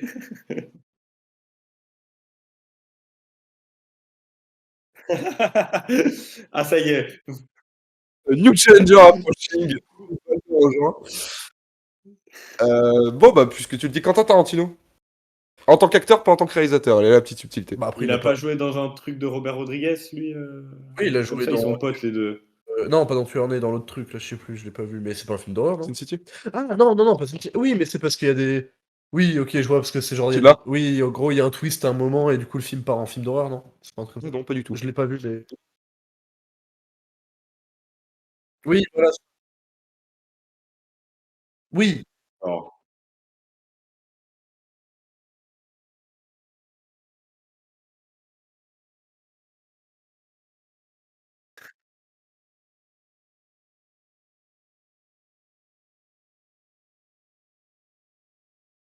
oui, bah oui, Tueur Né, ouais. D'accord. D'Oliver. Eh bah, oui, bien vu, il y avait cette réponse et j'avais aussi Boulevard de la Mort, vu qu'il fait un caméo dans quasiment tous ses C'est pas films. vraiment un film d'horreur, Boulevard de la Mort. Ah oui, j'étais dit que les règles de ce jeu n'étaient vraiment pas strictes, donc donc, Django Unchained, ouais, bon. donc Quentin Tarantino a joué dans un film Parce d'horreur. que Quentin Tarantino fait un caméo dans Django. Camarade. Cadmerade? J'ai envie d'y croire. Alors, mais tu le vois, hein. est-ce qu'il a pas joué dans Pas très normale activité? Vas-y, moi je dis c'est Pas très normale activité, Un quelle move, merde. un move. Franchement, Arnaud, je te laisse ta réponse parce que j'ai pas envie de t'enlever Tu vois, si t'as raison, je veux pas avoir la gloire alors que c'est toi qui as Donc vous trouvé. partez sur un. Moi, je suis Arnaud. Moi je pars sur un oui juste pour Pas très normale activité. Là, si tu me dis non, je suis vraiment très déçu et je t'aimerais un peu moins. C'est non. Oh putain. Désolé. Alors, Aïe. j'avais pas vu le coup de Paranormal Activité. Pas très normal activité. pas très Paranormal activité. Attention. Pour ce titre, il est tellement flingué. Donc, peut-être info à vérifier, peut-être qu'il est dans le casting. Mais dans mes recherches, je suis pas tombé là-dessus. Donc, pour moi, Cadmerat, c'était malheureusement pas film d'horreur. Très triste. William Dafoe, Bah, The Lighthouse. The Lighthouse, ouais. évidemment. Lighthouse, Antichrist. Non, mais c'est juste, je voulais savoir si quelqu'un allait me sortir. Bah non, alors qu'il a vraiment une tête de méchant et que c'était évident qu'il joue dans les films d'horreur. Ouais, c'est vrai. Ouais. Mais est-ce qu'il en a fait d'autres à part The Lighthouse? Oui, dans Existence de Cronenberg, ouais. Ah bah Évidemment. oui, c'est vrai. T'as vu Mais Cross. après, ça se voit de... C'est- Tu m'as dit qui après? Un dernier pour bah, le tout dernier, Mac Miller, Mac Miller, le rappeur? le rappeur.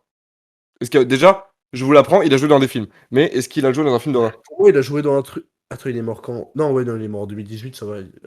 Pour moi, dans un truc genre Scary Movie, un des derniers, ça m'étonnerait pas qu'il y ait Mac Miller. Mais ils en est.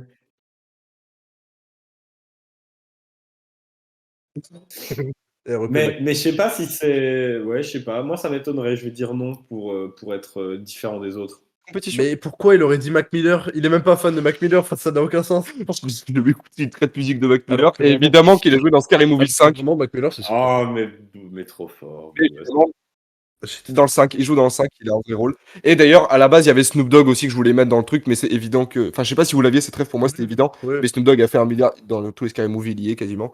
Et il a même joué dans un film vampire, je sais plus quoi. Ouais, ouais. qui est, C'est pas avec Danny Trejo, ça? Ouais, c'est Ouais. ça. Bah, Danny Trejo aussi était dans le jeu, mais je l'ai têche parce que il y avait énormément de noms. J'espère que le jeu vous a plu. J'aurais aimé y jouer pendant C'était des très bien. Non.